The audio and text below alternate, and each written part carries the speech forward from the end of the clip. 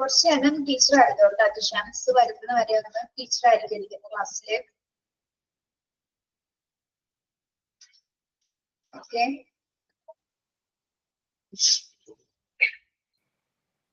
Good afternoon miss.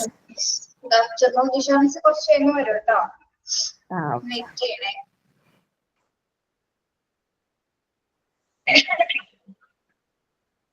മിസ്സിന് പനിയാണോ? പനിയിലുള്ള തൊണ്ടവേദന.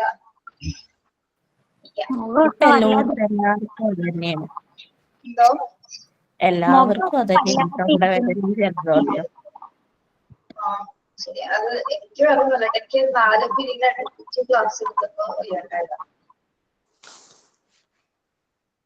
പിന്നെ ചൂടും മഴയും കലർന്നൊരു കാലാവസ്ഥയല്ലേ. ക്ലൈമറ്റ് ചേഞ്ചിന്റെ അതെ അതെ, ക്ലൈമറ്റ് എക്സ്ട്രാ സെലിബ്രേറ്റ് ചെയ്തോ? ചെയ്തു മിസ്. SFF ഉണ്ടാക്കിയോ? പറഞ്ഞിട്ടുണ്ടായില്ല എന്തൊക്കെ അന്നേ ഉണ്ടാക്കിയായിരുന്നു. എന്നോട് പറഞ്ഞു രാവിലെ കഴിച്ചിട്ടല്ലേ പള്ളിയൊക്കെ. പള്ളിയിൽ അന്ന് പോയപ്പോ കൊണ്ടുപോകണമായിരുന്നു ഉണ്ടാക്കി. അന്നേരം ഉണ്ടാക്കി കൊണ്ടുപോയത്. ഞാനും ഉണ്ടാക്കിയതോ. നല്ല നല്ല ടേസ്റ്റ് ആയിരുന്നു. ഉണ്ടാക്കുന്നോണ്ട് പറയാം. നമ്മള് വർഷത്തിലൊരിക്കലല്ലേ അത് ഉണ്ടാക്കത്തുള്ളൂ, അതുകൊണ്ടായിരിക്കും. ഇത് കാണാൻ പറ്റുന്നുണ്ടോ? ഞാൻ എന്റെ അപ്പം പാല് കാണാം.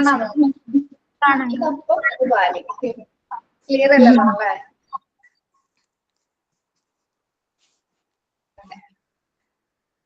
ഈ പ്രാവശ്യം അപ്പം ഉണ്ടാക്കി നന്നായിട്ട് പൊന്തി വന്നു. കുറെ സമയം കൂടുതൽ വെള്ളത്തിൽ ഇട്ടിരുന്നു. 4 മണിക്കൂർ കൂടുതൽ ഇട്ടിരുന്നു. അപ്പൊ നന്നായിട്ട് പൊന്തിയായിരുന്നു.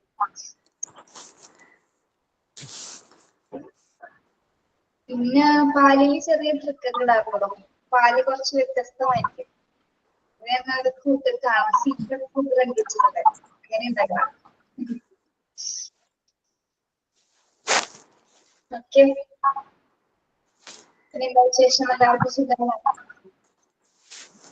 ഞങ്ങൾക്ക് പിന്നെ പാലുണ്ടാക്കുന്ന ആ ഒരു സിസ്റ്റം ഇല്ല മിസ്സേ. അപ്പം ഉണ്ടാക്കുന്ന സിസ്റ്റം ഉണ്ട്.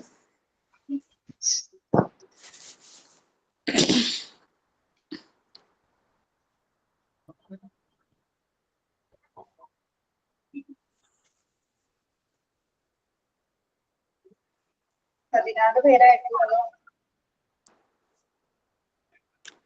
ഷംസ് ഒരു 10 മിനിറ്റ് മാക്സിമം 10 മിനിറ്റ് കയറും കേട്ടോ.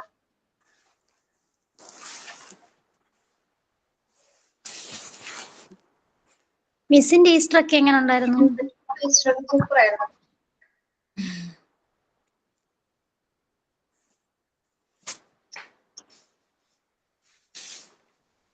ഇന്നിപ്പോ ആരാണ് പ്രയർ? ആരാണ്? ഞാനാണ് മിസ്സേ. ഞാനാണ് മിസ്. കേട്ടില്ല. എന്താണ് മിസ്സിന്റെ ഫേവറേറ്റ് കളർ ബ്ലൂ ആണോ ചോദിച്ചത്? ഞാൻ എപ്പോഴും ശ്രദ്ധിച്ചിട്ടുണ്ട്. ഞാൻ ഒരിക്കൽ ചോദിക്കണം എന്ന് വിചാരിച്ചിട്ടുണ്ടായിരുന്നു. മിസ് എപ്പോഴും ബ്ലൂ തന്നെയാണല്ലോ യൂസ് ചെയ്യുന്നത്. ഞാൻ കറുപ്പാണ്. കറുപ്പയ്ക്ക് കുറച്ചും കൂടി ചേരണത് ബ്ലൂ ആണ്. കംഫർട്ടബിൾ ഈ കാണുന്ന ഇതൊന്നും ഇല്ല കേട്ടോ. വെട്ടമൊന്നുമില്ല, കറുപ്പില്ല. നല്ല നല്ല ഭംഗിയാ കാണാൻ. എന്താ വേണ്ടത്?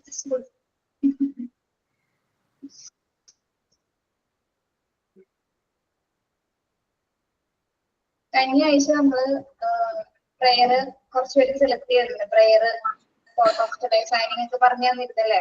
പേര് തന്നിരുന്നു. പറഞ്ഞായിരുന്നു മിസ്സേ. ഞാനാ പ്രയർ. അത് അങ്ങനെ സ്റ്റാർട്ട് ചെയ്തോളൂ കേട്ടോ.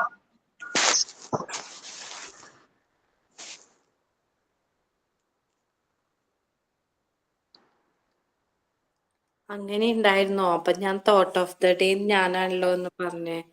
ഞാൻ കേട്ടില്ല കഴിഞ്ഞ ക്ലാസ്സിൽ ലാസ്റ്റ് ഒന്നേ. കുഴപ്പമില്ലല്ലോ. മിസ്സേ പ്രയർ അന്നേരം ക്ലാസ് പ്രയർ സ്റ്റാർട്ട് ചെയ്യാനോ? എന്താ മിസ് പറഞ്ഞേ?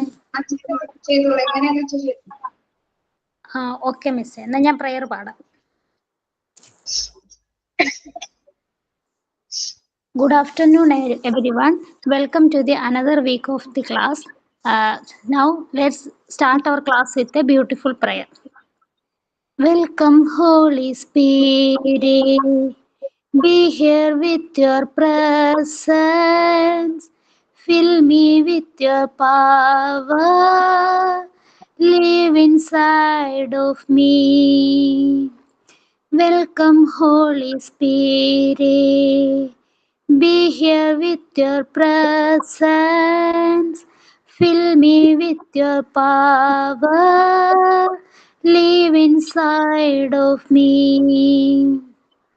You are living fountain, never dying fountain, comforter and counselor.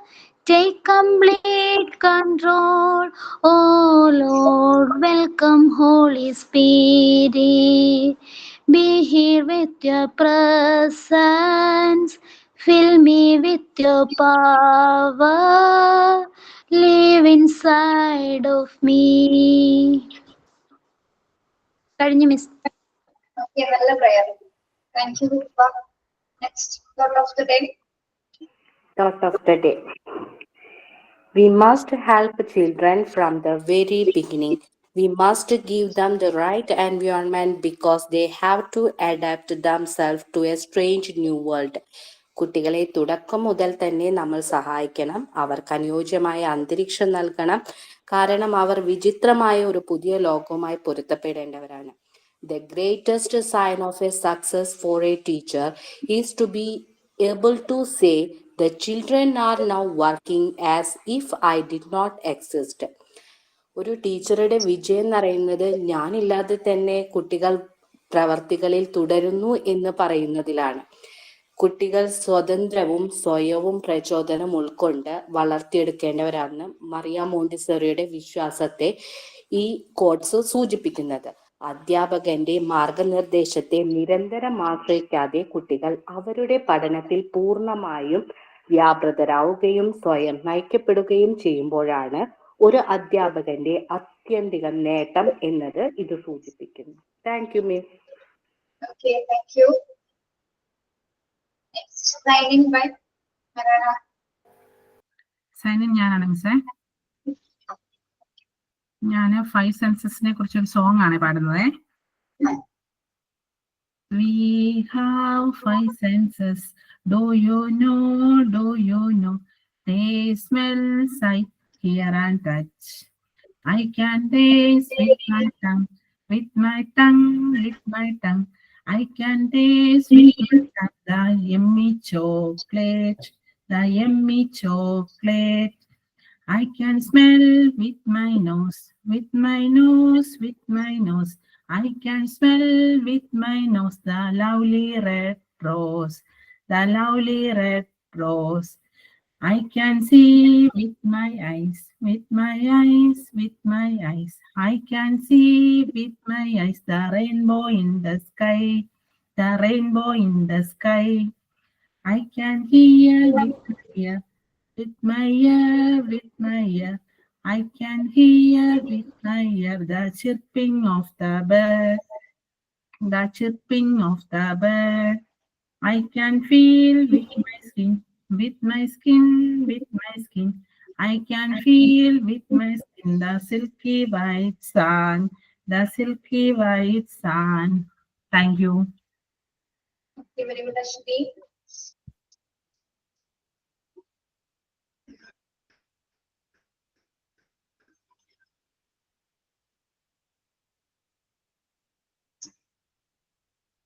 Okay. ഒന്ന് അപ്രതീക്ഷിതമായിട്ട് കയറേണ്ടി വന്ന ക്ലാസ് ആണ് കേട്ടോ. ഇപ്പൊ തന്നെ ഞാൻ പോകും.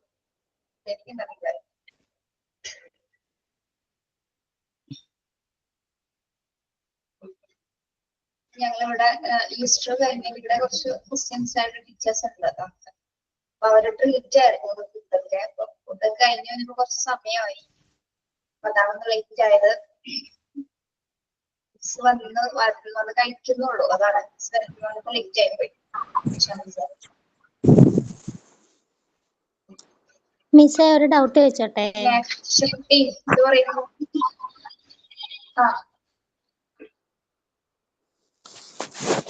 ഹലോ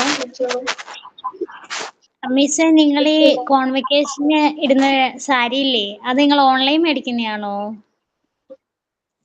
ഇല്ലടോ, പോയി കഷ്ടപ്പെട്ട് വാങ്ങിക്കുന്നതാണ്. പക്ഷെ നല്ല രസമുണ്ട് കേട്ടോ. എനിക്ക് പക്ഷെ ഒന്നുകൂടി ഇഷ്ടപ്പെട്ടത് ഇപ്പൊ ഈ ഇടയ്ക്ക് ഒരു ഫംഗ്ഷൻ നടന്നില്ലേ, അതിന്റെ ഡ്രസ് കളറാണ് എനിക്ക് ഒന്നുകൂടി ഇഷ്ടപ്പെട്ടത്. നല്ല രസമുണ്ടായിരുന്നത്. ഈ കൺവൊക്കേഷൻ ബ്ലൂ അല്ലേ? ആ ജിഷ മിസ് ഇടയ്ക്ക് സ്റ്റാറ്റസ് ഇട്ടേക്കുന്നുണ്ട്. ജിഷ മിസ്സും വേറെ 2-3 മിസ്സുമാരോടൊക്കെ ഇരിക്കുന്നത്. ആ, നല്ല രസമുണ്ട്. ആ കളറ് ചേരുന്നുണ്ടായിരുന്നു നിങ്ങൾക്ക് എല്ലാവർക്കും മറ്റേനെക്കാട്ടി ഇച്ചിരൂടെ. Thank you. അപ്പൊ ഞാൻ വിചാരിച്ചു ഇത്രയും പേർക്ക് ഇങ്ങനെ എടുക്കുമ്പം ഇനി ഓൺലൈനായിട്ട് ബൾക്ക് അങ്ങനെ എടുത്തതാണ്. നോക്കി, പക്ഷെ ക്വാളിറ്റി എങ്ങനെയായിരിക്കും പറയാൻ പറ്റില്ലല്ലോ. അപ്പൊ നമ്മള് അങ്കമാലിയിൽ നിന്നാണ്, അങ്കമാലിയിൽ നിന്ന് പോയി എടുത്തത്. അങ്കമാലി മെട്രോ നല്ല കളക്ഷൻസ്. ആ ഓക്കെ മിസ്. പക്ഷെ കൊള്ളാം കേട്ടോ എല്ലാം ഓരോ ഞങ്ങളെ കണ്ടിരുന്നോ കൃപ ഫോട്ടോസില്? ജിഷ മിസ്സിന്റെ സ്റ്റാറ്റസ് ഫോട്ടോ മിസ് അന്ന് ഇട്ടേ 1-2 എണ്ണത്തിൽ ഞാൻ കണ്ടു. അപ്പൊ മിസ്സും ജിഷ മിസ്സും വേറൊരു മിസ്സും കൂടി ഇരിക്കുന്ന ഒരു ഫോട്ടോയും ഇട്ടേക്കുന്നുണ്ട്. അങ്ങനെ ഞാൻ കണ്ടു. ഇതായിരിക്കും കണ്ടത് അല്ലേ? കാണുന്നുണ്ടോ? കാണാൻ വയ്യ മിസ്സേ. ക്ലിയർ ആവില്ല. മിസ്സിന്റെ ഫോൺ എന്റെ സൈഡിലേക്ക് വെക്കണം, മിസ്സിന്റെ ഫ്രണ്ടിലേക്കായിട്ട് വെക്കണം.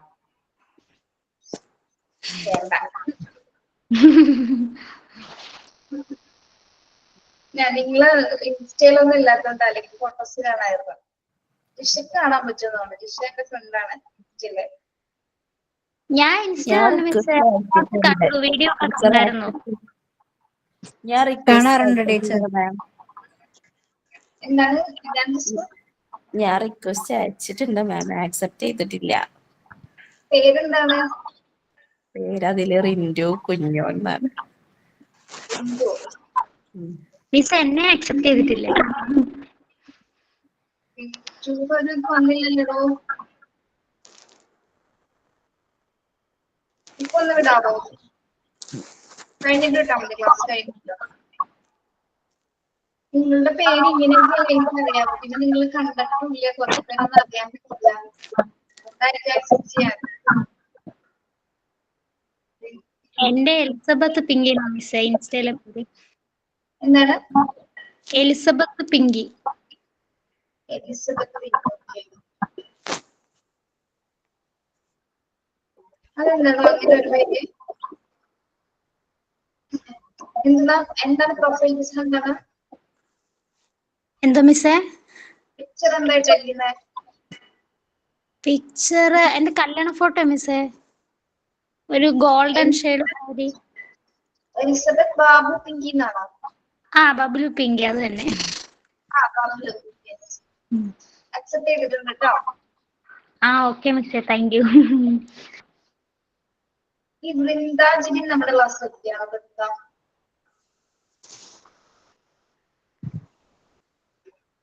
ആണോ? വൃന്ദ അല്ല.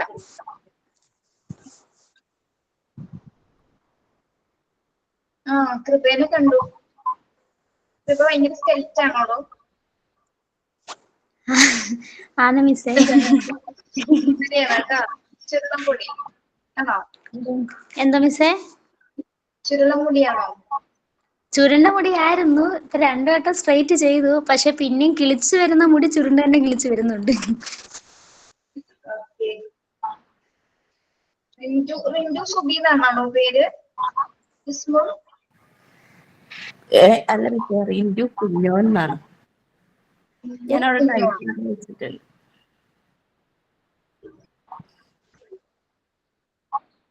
ഇനിയിപ്പോ ഞാൻ നോക്കിക്കോളാം കേട്ടോ.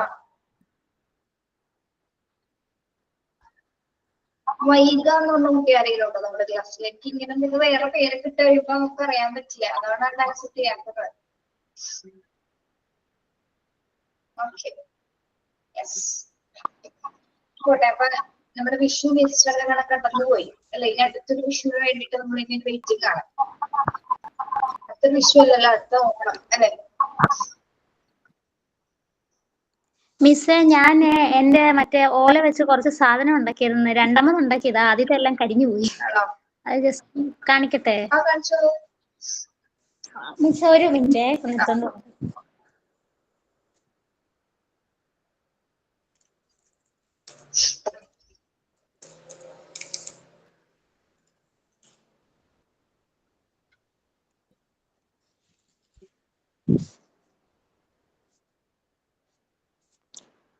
മിസ് ഓക്കെ മിസ്സേ കാണാമോ? ഒരു മിനിറ്റ് കേട്ടോ, ഇപ്പൊ ഒന്ന് വെയിറ്റ് ചെയ്യണേ. ആ ഓക്കെ മിസ്. ഓക്കെ കാണിച്ചോളൂ. ക്യാമറ എവിടെയെങ്കിലും വെക്കും, ഫോൺ എവിടെയെങ്കിലും വെക്കും, എന്നിട്ട് കാണിക്കും. Okay yes. പമ്പരാണ് മിസ്, ഉണങ്ങിപ്പോയി. ഇത് നമ്മുടെ കാറ്റാടിയാണോ? കാറ്റാടിയാണോ? അത് തന്നെ. ഓക്കെ. ഇനി ഒരെണ്ണുള്ളോ? അല്ല അല്ല, ഇത് പാമ്പായിരുന്നു, ഇതെല്ലാം ഉണങ്ങിപ്പോയി. പക്ഷെ സംഭവം ഓക്കെ മിസ് ഇത് കണ്ണാടിയാണ് കേട്ടോ, കാലൊക്കെ പുറകിലുണ്ട്. ഓക്കെ ഓലക്കണ്ണാടി.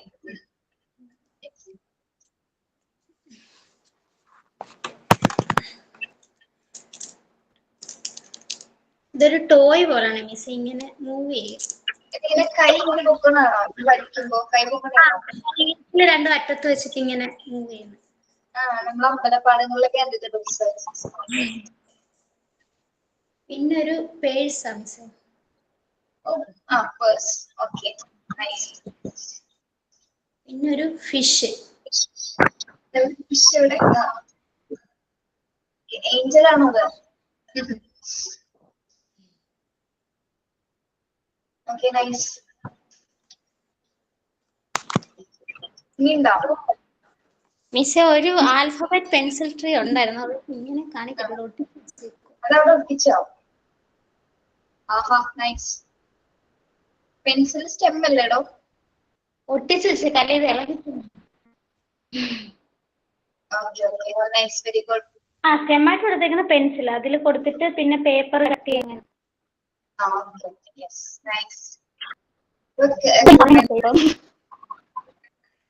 ഇൻസ്റ്റയില് കാണുന്ന ആളല്ല എനിക്ക് നേരെ കാണാൻ. ഓക്കെ, അപ്പൊ വന്നിട്ടുണ്ട്. അപ്പൊ ഞങ്ങൾ പോട്ടെ. Thank you, bye. നാളെ കാണാം കേട്ടോ. Thank you miss, by.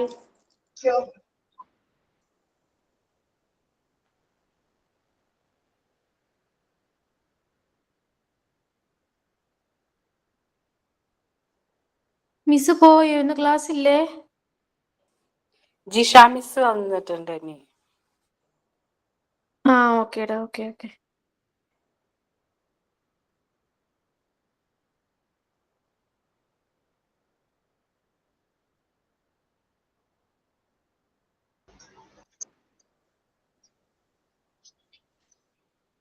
Very good afternoon.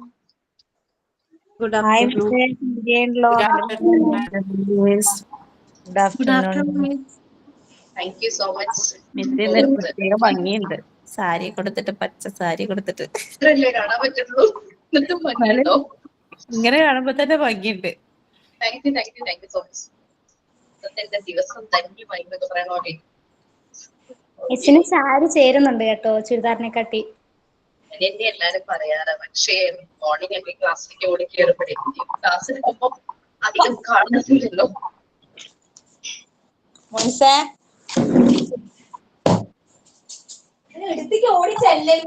Okay, നമ്മൾ എവിടെയായിരുന്നു? എടവരെയായി.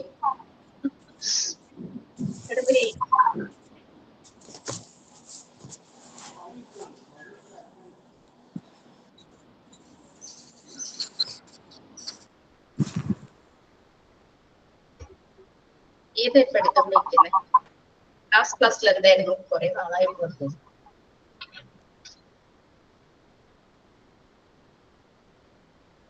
ആർക്കും ഓർമ്മയില്ല, എനിക്കും ഓർമ്മയില്ല. നോക്കട്ടെ.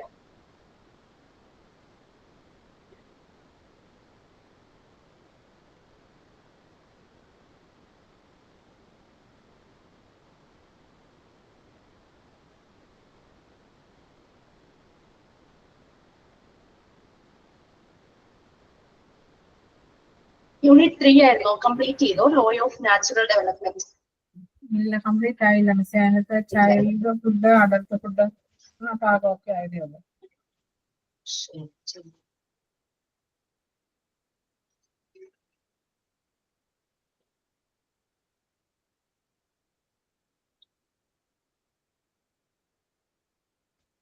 സിസ്റ്റർ ആയതുകൊണ്ട് എനിക്ക് ഡോക്യുമെന്റ് എവിടെയാ? നിങ്ങളുടെ പേരൊക്കെ നോട്ട്സ് ഉണ്ടോ?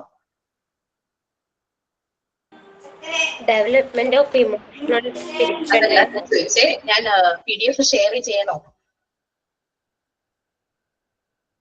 ടെക്സ്റ്റ് ഞാൻ ഒന്ന് വിളിക്കട്ടെ കേട്ടോ അവരെ. ഞാൻ വീട്ടിലല്ലല്ലോ, വീട്ടിൽ എന്റെ സിസ്റ്റത്തിലുണ്ട്, ഇതിനകത്ത് എവിടെയാണെന്ന് എനിക്കറിയാം. ടെക്സ്റ്റ് ഉണ്ട് മിസ്സേ.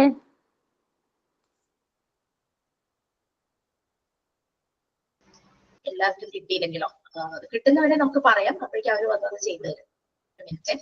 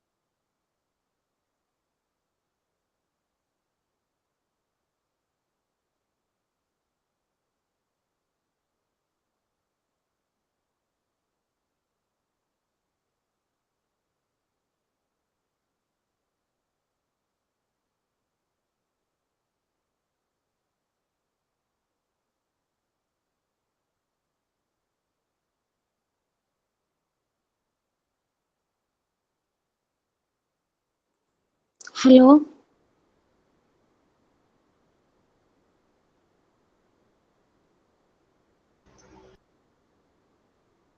ഓക്കെ, ഇപ്പൊ നമ്മുടെ ലോ ഓഫ് നാച്ചുറൽ ഡെവലപ്മെന്റിന്റെ സ്റ്റേജസ് ആയിരുന്നു അല്ലെ? Stages of growth. അതെ മിസ്സേ. ഓക്കെ,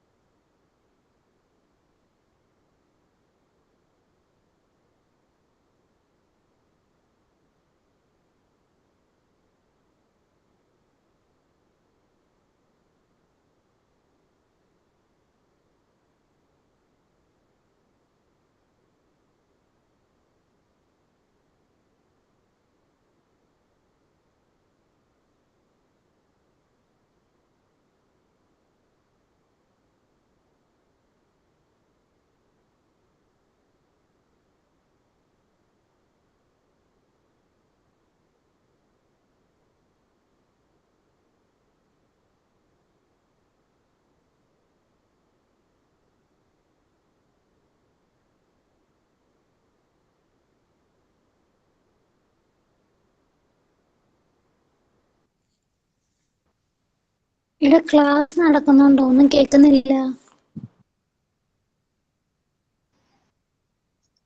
ക്ലാസ് നടക്കാൻ പോകുന്നേ ഉള്ളൂ. ഷെയർ ചെയ്യായിരുന്നു. ഇതിന് രാവിലെ മിസ് ഉണ്ടായിരുന്നു. നിങ്ങൾക്ക് കാണുന്നുണ്ടല്ലേ? സ്ക്രീൻ കാണാം മിസ്സേ. ഓക്കെ, നമ്മള് law of natural development just ഒന്ന് നമുക്കൊന്ന് ബ്രീഫ് ചെയ്യാം. നമ്മൾ അതിൽ എന്തൊക്കെയായിരുന്നു പറഞ്ഞത്? ആ ടോപ്പിക്, ആ ടൈറ്റിൽ എന്ന് പറയുന്നത് ഹ്യൂമൻ ബീയിങ്ങിന്റെ നാച്ചുറൽ ആയിട്ടുള്ള ഡെവലപ്മെന്റ് എന്നുള്ളതാണ് ടൈറ്റിൽ. നമ്മള് പണ്ടത്തെ ആൾക്കാരും പറയും, ഇപ്പോഴത്തെ ഒക്കെ പറഞ്ഞു കേട്ടിട്ടുള്ളതാണ്, എറ്റി കഴിപ്പിക്കുന്നതിന് മധുരം ഉണ്ടാകില്ല എന്നുള്ളത്. അപ്പൊ അത് നാച്ചുറൽ ആയിട്ട് റൈപ്പ് ആകണം, നാച്ചുറൽ ആയിട്ട് അത് ഡെവലപ്പ് ചെയ്ത് വരണം. അതുപോലെ തന്നെയാണ് ഹ്യൂമൻ ബീയിങ്സിന്റെ കാര്യം. നമ്മൾ പറഞ്ഞു, അനിമൽസിനെ കമ്പയർ ചെയ്ത് വരുമ്പോൾ ഹ്യൂമൻ ബീയിങ്സ് ഉണ്ടാകുന്ന പല പല പ്രശ്നങ്ങൾ. നമ്മൾ ഇൻകേപ്പബിൾ ആണ്. ബർത്ത് ടൈമിൽ നമുക്ക് ഒന്നും തന്നെത്താനെ ചെയ്യാനായിട്ട് പറ്റില്ല. ഈവൻ നമുക്ക് നമ്മുടെ തല പോലും ഒരാളുടെ സപ്പോർട്ട് വേണം.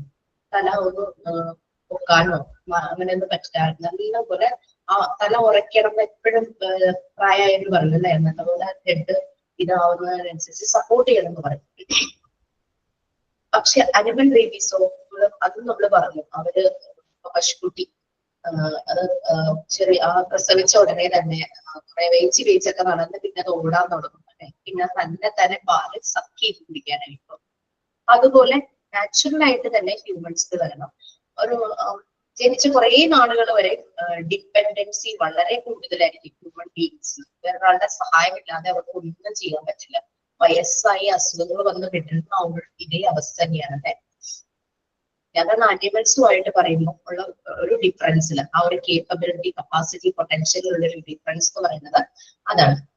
അപ്പൊ അങ്ങനെയുള്ള കാര്യങ്ങൾ തന്നു. അപ്പൊ അങ്ങനെ നാച്ചുറൽ ആയിട്ട് ഡെവലപ്പ് ചെയ്യണമെങ്കിൽ നമ്മളുടെ എൻവിയോൺമെന്റ് അതിനനുസരിച്ച് പ്രോഗ്രാംഡ് ആയിരിക്കണം, പക്ഷെ ഡിസൈൻഡ് ആയിരിക്കണം, മോൾഡ് ചെയ്തിരിക്കണം.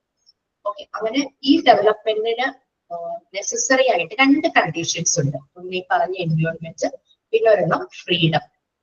ഫ്രീ ആയിട്ട് വിട്ടില്ലെങ്കിൽ ഈ പറയുന്ന എൻവിയോൺമെന്റ് ഉണ്ടായിട്ട് കാര്യമില്ല. അപ്പൊ അതും നമ്മൾ പറഞ്ഞു. പിന്നെ ഒരു ജനിച്ച 3 വയസ്സ് വരെ കുട്ടികള് ഒരു സെൻസിറ്റീവ് പീരീഡിൽ കൂടി ആയിരിക്കും കടന്നു പോകുന്നത്. അതുപോലെ തന്നെ അവരുടെ മൈൻഡ് എന്ന് പറയുന്നത് അബ്സോർബൻ മൈൻഡ് ആയിരിക്കും. എന്തും അവർ അങ്ങോട്ട് വലിച്ചെടുക്കും, അബ്സോർബ് ചെയ്യും. ഒരു സ്പഞ്ച് പോലെ, സ്പഞ്ച് വെള്ളത്തിൽ ഇട്ട് കഴിഞ്ഞാൽ വെള്ളം മുഴുവനും അബ്സോർബ് ചെയ്യുന്ന പോലെ തന്നെയാണ് കുട്ടികളുടെ മനസ്സ്. ആഫ്റ്റർ 3 years എന്ന് പറയുമ്പോൾ ഈ അബ്സോർബൻ മൈൻഡ് ഇതങ്ങ് ചേഞ്ച് ആവും. ഈ മൈൻഡ് ചേഞ്ച് ആയിട്ട് സൈക്കോളജിക്കൽ ക്യാരക്ടറിസ്റ്റിക്സ് ആയിട്ട് മാറുന്നതാണ് പറയുന്നത്. കാരണം അതുവരെ എല്ലാം പറയുന്നതും കേൾക്കുന്നതും കാണുന്നതും എല്ലാം അവരുടെ വിശ്വസിക്കുന്നു. അത് കഴിയുമ്പോൾ അവർക്ക് മനസ്സിലാവും എന്താണ് ഫാക്ട്, എന്താണ് റിയാലിറ്റിയുമായിട്ട് കൂടുതൽ കണക്റ്റഡ് ആണ്. പിന്നെ എപ്പോഴും ആക്റ്റീവ് ആയിട്ടിരിക്കാനായിരിക്കും ഇഷ്ടപ്പെടുക. അവരുടെ കൈ ഇങ്ങനെ പ്രവർത്തിച്ചുകൊണ്ടേയിരിക്കും. പക്ഷേ ഇൻഫാൻസി സ്റ്റേജില് ഞാൻ എക്സാമിന് ക്വസ്റ്റ്യൻസ് ഇട്ടപ്പോൾ പലർക്കും ഭയങ്കര ഡൗട്ട് വന്നതായിരുന്നു. എക്സാം MT1 MT3 മെയിൻ എക്സാമിന്. അത് ഇൻഫാൻസി സ്റ്റേജില് കൂടുതൽ യൂസ് ചെയ്യുന്ന ഓർഗൻ അത് മൗത്താണ്. എന്ത് കിട്ടിയാലും കടിക്കും അല്ലെ. പിന്നെ അവരുടെ ഫീഡിങ് ആണ് അവർ ഏറ്റവും കൂടുതൽ ചെയ്യുന്നത്. സക്ക് ചെയ്യും, പാല് സക്ക് ചെയ്തെടുക്കും. അവർ കയ്യിൽ കിട്ടുന്നതൊക്കെ വായിലേക്ക് കൊണ്ടുപോകാനുള്ള ഒരു ടെൻഡൻസി. സിഗ്മണ്ട് ഫ്രോയിഡ് പറയുന്നുണ്ട്, സൈക്കോളജിസ്റ്റ് സിഗ്മണ്ട് ഫ്രോയിഡ് പറഞ്ഞിരുന്നു. സിഗ്മണ്ട് ഫ്രോയിഡ് സൈക്കോസെക്ഷൽ ഡെവലപ്മെന്റ് ആണ് പറഞ്ഞത്. ഒരു മനുഷ്യന്റെ ജനിച്ച് തുടങ്ങിയിട്ട് അദ്ദേഹം സെക്ഷുവാലിറ്റിയുമായിട്ട് കണക്ട് ചെയ്താ പറഞ്ഞത്. ആ ഒരു പ്രഷർ കിട്ടുന്നത് ത്രൂ മൗത്ത് ആണെന്നാണ് സിഗ്മണ്ട് ഫ്രോയിഡ് പറഞ്ഞത്. ഇൻഫാൻസി സ്റ്റേജിൽ ചെറിയ പ്രായങ്ങളിൽ ഏറ്റവും കൂടുതൽ അവർ യൂസ് ചെയ്യുന്നത് അവരുടെ വായായിരിക്കും. അത് പലർക്കും ഭയങ്കര സംശയം വന്നു, കൺഫ്യൂഷനായി, അങ്ങനെയൊക്കെ കുറെ ഡൗട്ട്സ് ഒക്കെ വന്നിട്ടുണ്ടായിരുന്നു എക്സാമിന്റെ സമയത്ത്. പിന്നെ ഇൻഡിപെൻഡന്റ് ആകാൻ തുടങ്ങും. നമുക്കറിയാം നമ്മുടെ കുട്ടികളെല്ലാം ഒരു വയസ്സൊക്കെ ആകാറാവുമ്പോഴേക്കും ഞാൻ ചെയ്തോളാം ഭക്ഷണം കഴിക്കുന്നതാണെങ്കിലും വീട്ടിലെന്തെങ്കിലും വിശേഷ അവസരങ്ങളൊക്കെ വരുമ്പോ എല്ലാവരും കൂടെ ഇങ്ങനെ ഫുഡൊക്കെ ഒരു പ്ലേറ്റോ അല്ലെങ്കിൽ ഇലയിലൊക്കെയാണ് വിളമ്പുമെങ്കിൽ അവർക്ക് വേണം ഒരെണ്ണം സെപ്പറേറ്റ്. അങ്ങനെ ഭയങ്കര ഇൻഡിപെൻഡന്റ് ആവാനായിട്ട് അവർ തുടങ്ങും. പിന്നെ ഡ്രസ്സിങ് അതും തന്നെ ചെയ്യാൻ തുടങ്ങും. ഷൂ ഇടുന്നത് ലെഫ്റ്റ് റൈറ്റും തിരിച്ചായിട്ടായിരിക്കും ഇടുന്നത്, പക്ഷെ എന്നാലും അവരെ സംബന്ധിച്ച് അത് തന്നെയാണ് കറക്റ്റ്. ആ രീതിയിൽ അവർ വാശി പിടിക്കുന്നൊക്കെ നമ്മൾ കളിക്കുന്നത്. അതാണ് ഇൻഡിപെൻഡൻസിന്റെ കാര്യം നമ്മൾ പറഞ്ഞത്. അവർ ആക്റ്റീവ് ആയിരിക്കും. That is low of work, law of independence. പിന്നെ അവരുടെ അറ്റൻഷൻ വളരെ കൂടുതലായിരിക്കും. നമ്മൾ പറഞ്ഞു അബ്സോർബൻ മൈൻഡ് ആണ്. സോ അപ്പൊ പക്ഷെ അവര് വേറൊന്നും അവരെ ഡീവിയേറ്റ് ചെയ്യിക്കുന്നില്ല. അവരിങ്ങനെ എല്ലാം വളരെ ശ്രദ്ധിച്ചിരിക്കും. പവർ ഓഫ് അറ്റൻഷൻ വളരെ കൂടുതലാണ്. കുട്ടികളെ പറ്റി ചിലപ്പോൾ പാരന്റ്സ് പറയുന്നേക്കാം, അതൊക്കെ പറയും എല്ലാം പിടിച്ചെടുക്കുന്ന രീതിയിൽ പറയുന്നത് കാണാം. അതുകൊണ്ട് ആ രീതിയിൽ പവർ ഓഫ് അറ്റൻഷൻ വളരെ കൂടുതലാണ്. പക്ഷേ ഇങ്ങനെ എല്ലാ പോസിറ്റീവ് ഫാക്ടേഴ്സ് ആണ് ഇതെല്ലാം. ഡെവലപ്മെന്റ് ഓഫ് വിൽ, അവരുടെ സ്വന്തമായിട്ട് അവരുടെ മൈൻഡ് ഡെവലപ്പ് ആകുന്ന ഒരു വിൽ പവർ പോലെ അത് ഫോം ചെയ്തു വരും. അങ്ങനെ വരുമ്പോ ഇതെല്ലാം പോസിറ്റീവ് ഫാക്ടേഴ്സ് ആണ്. നമ്മൾ ഇതിനെ പോസിറ്റീവായിട്ട് തന്നെ അവരെ ഗൈഡ് ചെയ്ത് കൊടുക്കുവാണെങ്കിൽ ഈ പവർ ഓഫ് അറ്റൻഷൻ എല്ലാം അവരുടെ പിന്നെയാണ് അക്കാദമിക്സ് ഒക്കെ വരുന്നത്. ആഫ്റ്റർ 3 years ഒരു അഡോളസെന്റ് ആവുമ്പോഴാണ് ഒരു സീരിയസ് അക്കാദമിക് ലെവലിലേക്കൊക്കെ പോകുന്നത്. ഈ പറയുന്ന എല്ലാം അതിനവരെ ഹെൽപ്പ് ചെയ്യും. Independence, power of attention. ശരിക്കും പറഞ്ഞ ഒരു 4ാം ക്ലാസ് ഒക്കെ ആവുമ്പോൾ കുട്ടികൾ പൂർണ്ണമായിട്ടും ആരുടെയും സപ്പോർട്ടും ഇല്ലാതെ തന്നെ പഠിക്കാൻ തുടങ്ങുന്ന ഒരു ഏജാണ്. അവർക്ക് സപ്പോർട്ട് വേണ്ട. വേണമെങ്കിൽ എക്സാം ടൈം ആകുമ്പോൾ ഇതിൽ പഠിച്ചിട്ട് ഇതൊക്കെ ചോദിക്കാമോ, അത്രയ്ക്കും ആ ഒരു നീഡേ വരുള്ളൂ. പാരന്റ്സ് നല്ല ഫ്രീ ആകും. പ്രത്യേകിച്ച് അമ്മമാരെ പഠിപ്പിക്കുന്ന കാര്യത്തിൽ അവരാണല്ലോ കൂടുതൽ ശ്രദ്ധിക്കുന്നത്. അപ്പൊ അങ്ങനെ വരുമ്പോ നമ്മളൊക്കെ ഫ്രീ ആകുന്ന ഒരു കുട്ടികൾ ഒരു 4 years ഒക്കെ ആവുമ്പോൾ നമ്മളൊക്കെ ശരിക്കും ഫ്രീ ആകുന്ന ഒരു ടൈമാണ്.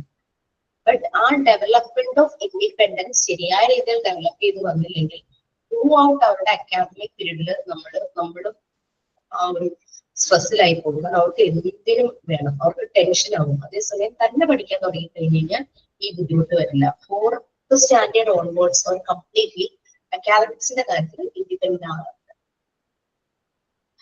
പിന്നെ നമ്മൾ പറഞ്ഞു ഒരു കാര്യം ചെയ്യുമ്പോൾ അതിനൊരു ഓർഡർ കൺട്രോൾ വരുന്നത് ത്രൂ റിപ്പീറ്റഡ് വർക്കാണ്. റിപ്പിറ്റേഷൻ വളരെ ഇമ്പോർട്ടന്റ് ആണ്. കുറേ റിപ്പീറ്റ് ചെയ്ത് കഴിയുമ്പോഴാണ് ഇവരിൽ ആ ഒരു ഓർഡർ അല്ലെങ്കിൽ ആ ഒരു ഡിസിപ്ലിൻ, സെൽഫ് ഡിസിപ്ലിൻ എല്ലാം തന്നെ ഫോം ചെയ്യുന്നു. ആ ഒരു ഫസ്റ്റ് സ്റ്റേജ് ആ ഒരു റിപ്പിറ്റേഷനിലൂടെ ഓർഡർ ഫോം ചെയ്തു. സെക്കൻഡ് വരുമ്പോഴേക്കും സെൽഫ് ഡിസിപ്ലിൻ ആവുന്നു. തേർഡ് വരുമ്പോൾ ഒബീഡിയൻസ്.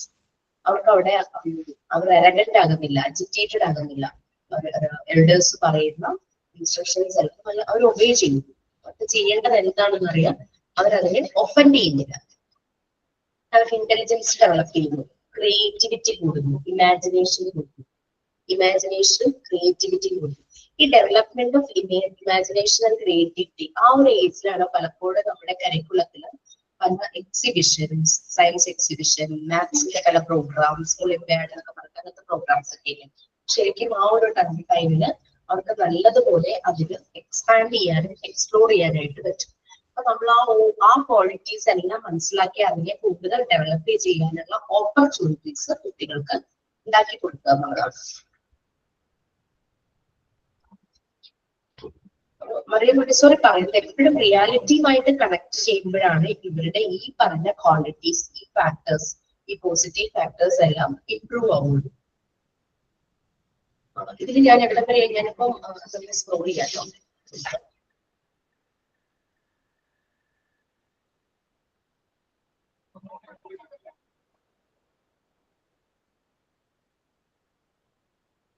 ഞാനിപ്പോ ഇതൊക്കെ പറഞ്ഞു പോയി. Work independence, power of attention, development of will, repetition, self-discipline, obedience, development of intelligence, imagination, creativity. ഇതൊക്കെയാണ് പറഞ്ഞത്. ഇനി ഞാൻ എവിടെ ഏത് പോർഷനിലാണ് വരേണ്ടത്? Development of imagination and creativity ആണോ? അല്ല മിസ്, ഗ്രോത്ത് ആയിരുന്നു. ഗ്രോത്ത്. ഇതൊക്കെ കഴിഞ്ഞു. നമ്മൾ ഈ ഓരോ ലേണിംഗ് ഏരിയ കഴിഞ്ഞിരുന്നോ? കഴിഞ്ഞു. ഈ ഒരു കാര്യം ഈ ഒരു വെക്കേഷന് നമ്മുടെ കുട്ടികളുണ്ടെങ്കിൽ നമുക്ക് അപ്ലൈ ചെയ്യാൻ പറ്റുന്ന ഒരു കാര്യങ്ങളാണ് ഇത്.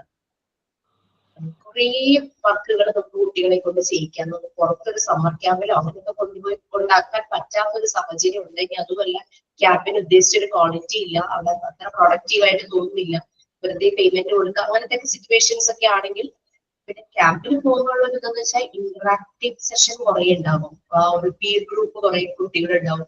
അവരുമായിട്ട് നല്ല രീതിയിൽ മിങ്കിൾ ചെയ്തിപ്പോ നിങ്ങൾ അങ്ങനെ ക്യാമ്പിലൊക്കെ അയക്കുമ്പോൾ നല്ലപോലെ അന്വേഷിച്ച് നല്ല ക്വാളിറ്റി ഉള്ളതാണെന്ന് ഉറപ്പാക്കിയ ശേഷം മാത്രം അവിടെ എത്താം. ചിലയിടത്ത് വീഡിയോ കാണിക്കുക അങ്ങനെയൊക്കെ ഉണ്ടാകും.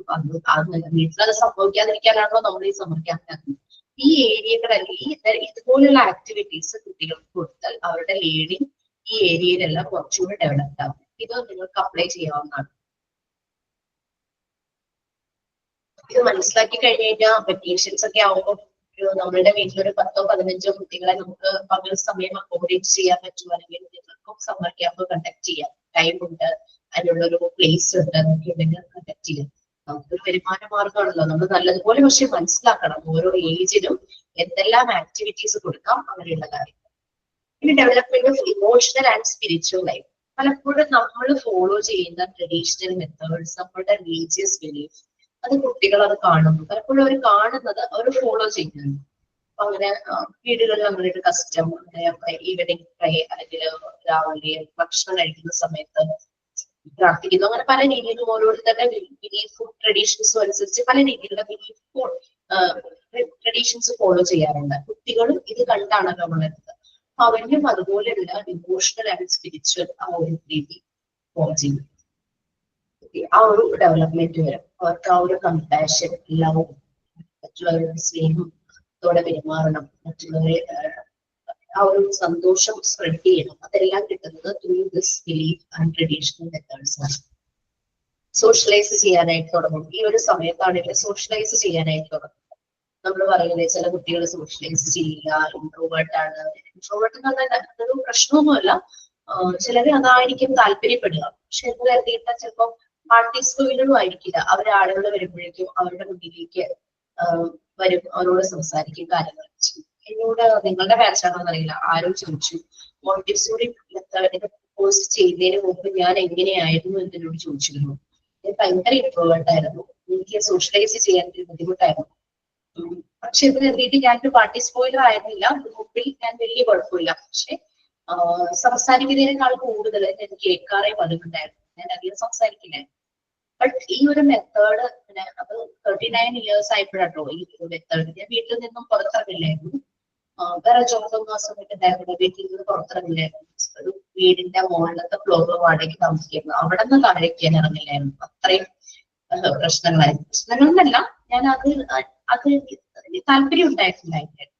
പക്ഷെ പിന്നീട് ഈ മെത്തേഡ് ആയി കഴിഞ്ഞപ്പോഴേക്കും ഞാൻ ശരിക്കും പുറത്തേക്ക് ഇറങ്ങാൻ തുടങ്ങി. പുറത്തേക്ക് എന്ന് പറഞ്ഞു കഴിഞ്ഞാല് ഇപ്പൊ ഷോപ്പിംഗ് അങ്ങനെ പല കാര്യങ്ങൾക്കും, പിന്നെ വീട്ടിലിടയ്ക്കിടയ്ക്ക് പോകാൻ തുടങ്ങി, ഫ്രണ്ട്സിനെ മീറ്റ് ചെയ്യാൻ തുടങ്ങി. ഞങ്ങൾ ഗെറ്റ് ടുഗദർ കണ്ടക്ട് ചെയ്തു, ഞാൻ തന്നെ ഇനിഷ്യേറ്റ് ചെയ്തിട്ട് ഞങ്ങളുടെ സ്കൂളിന്റെ ഗെറ്റ് ടുഗദർ അങ്ങനെ കുറെ കാര്യങ്ങൾ ചെയ്തു, ഗ്രൂപ്പ് ഫോം ചെയ്തു, അങ്ങനെ കുറെ കാര്യങ്ങൾ ചെയ്തു.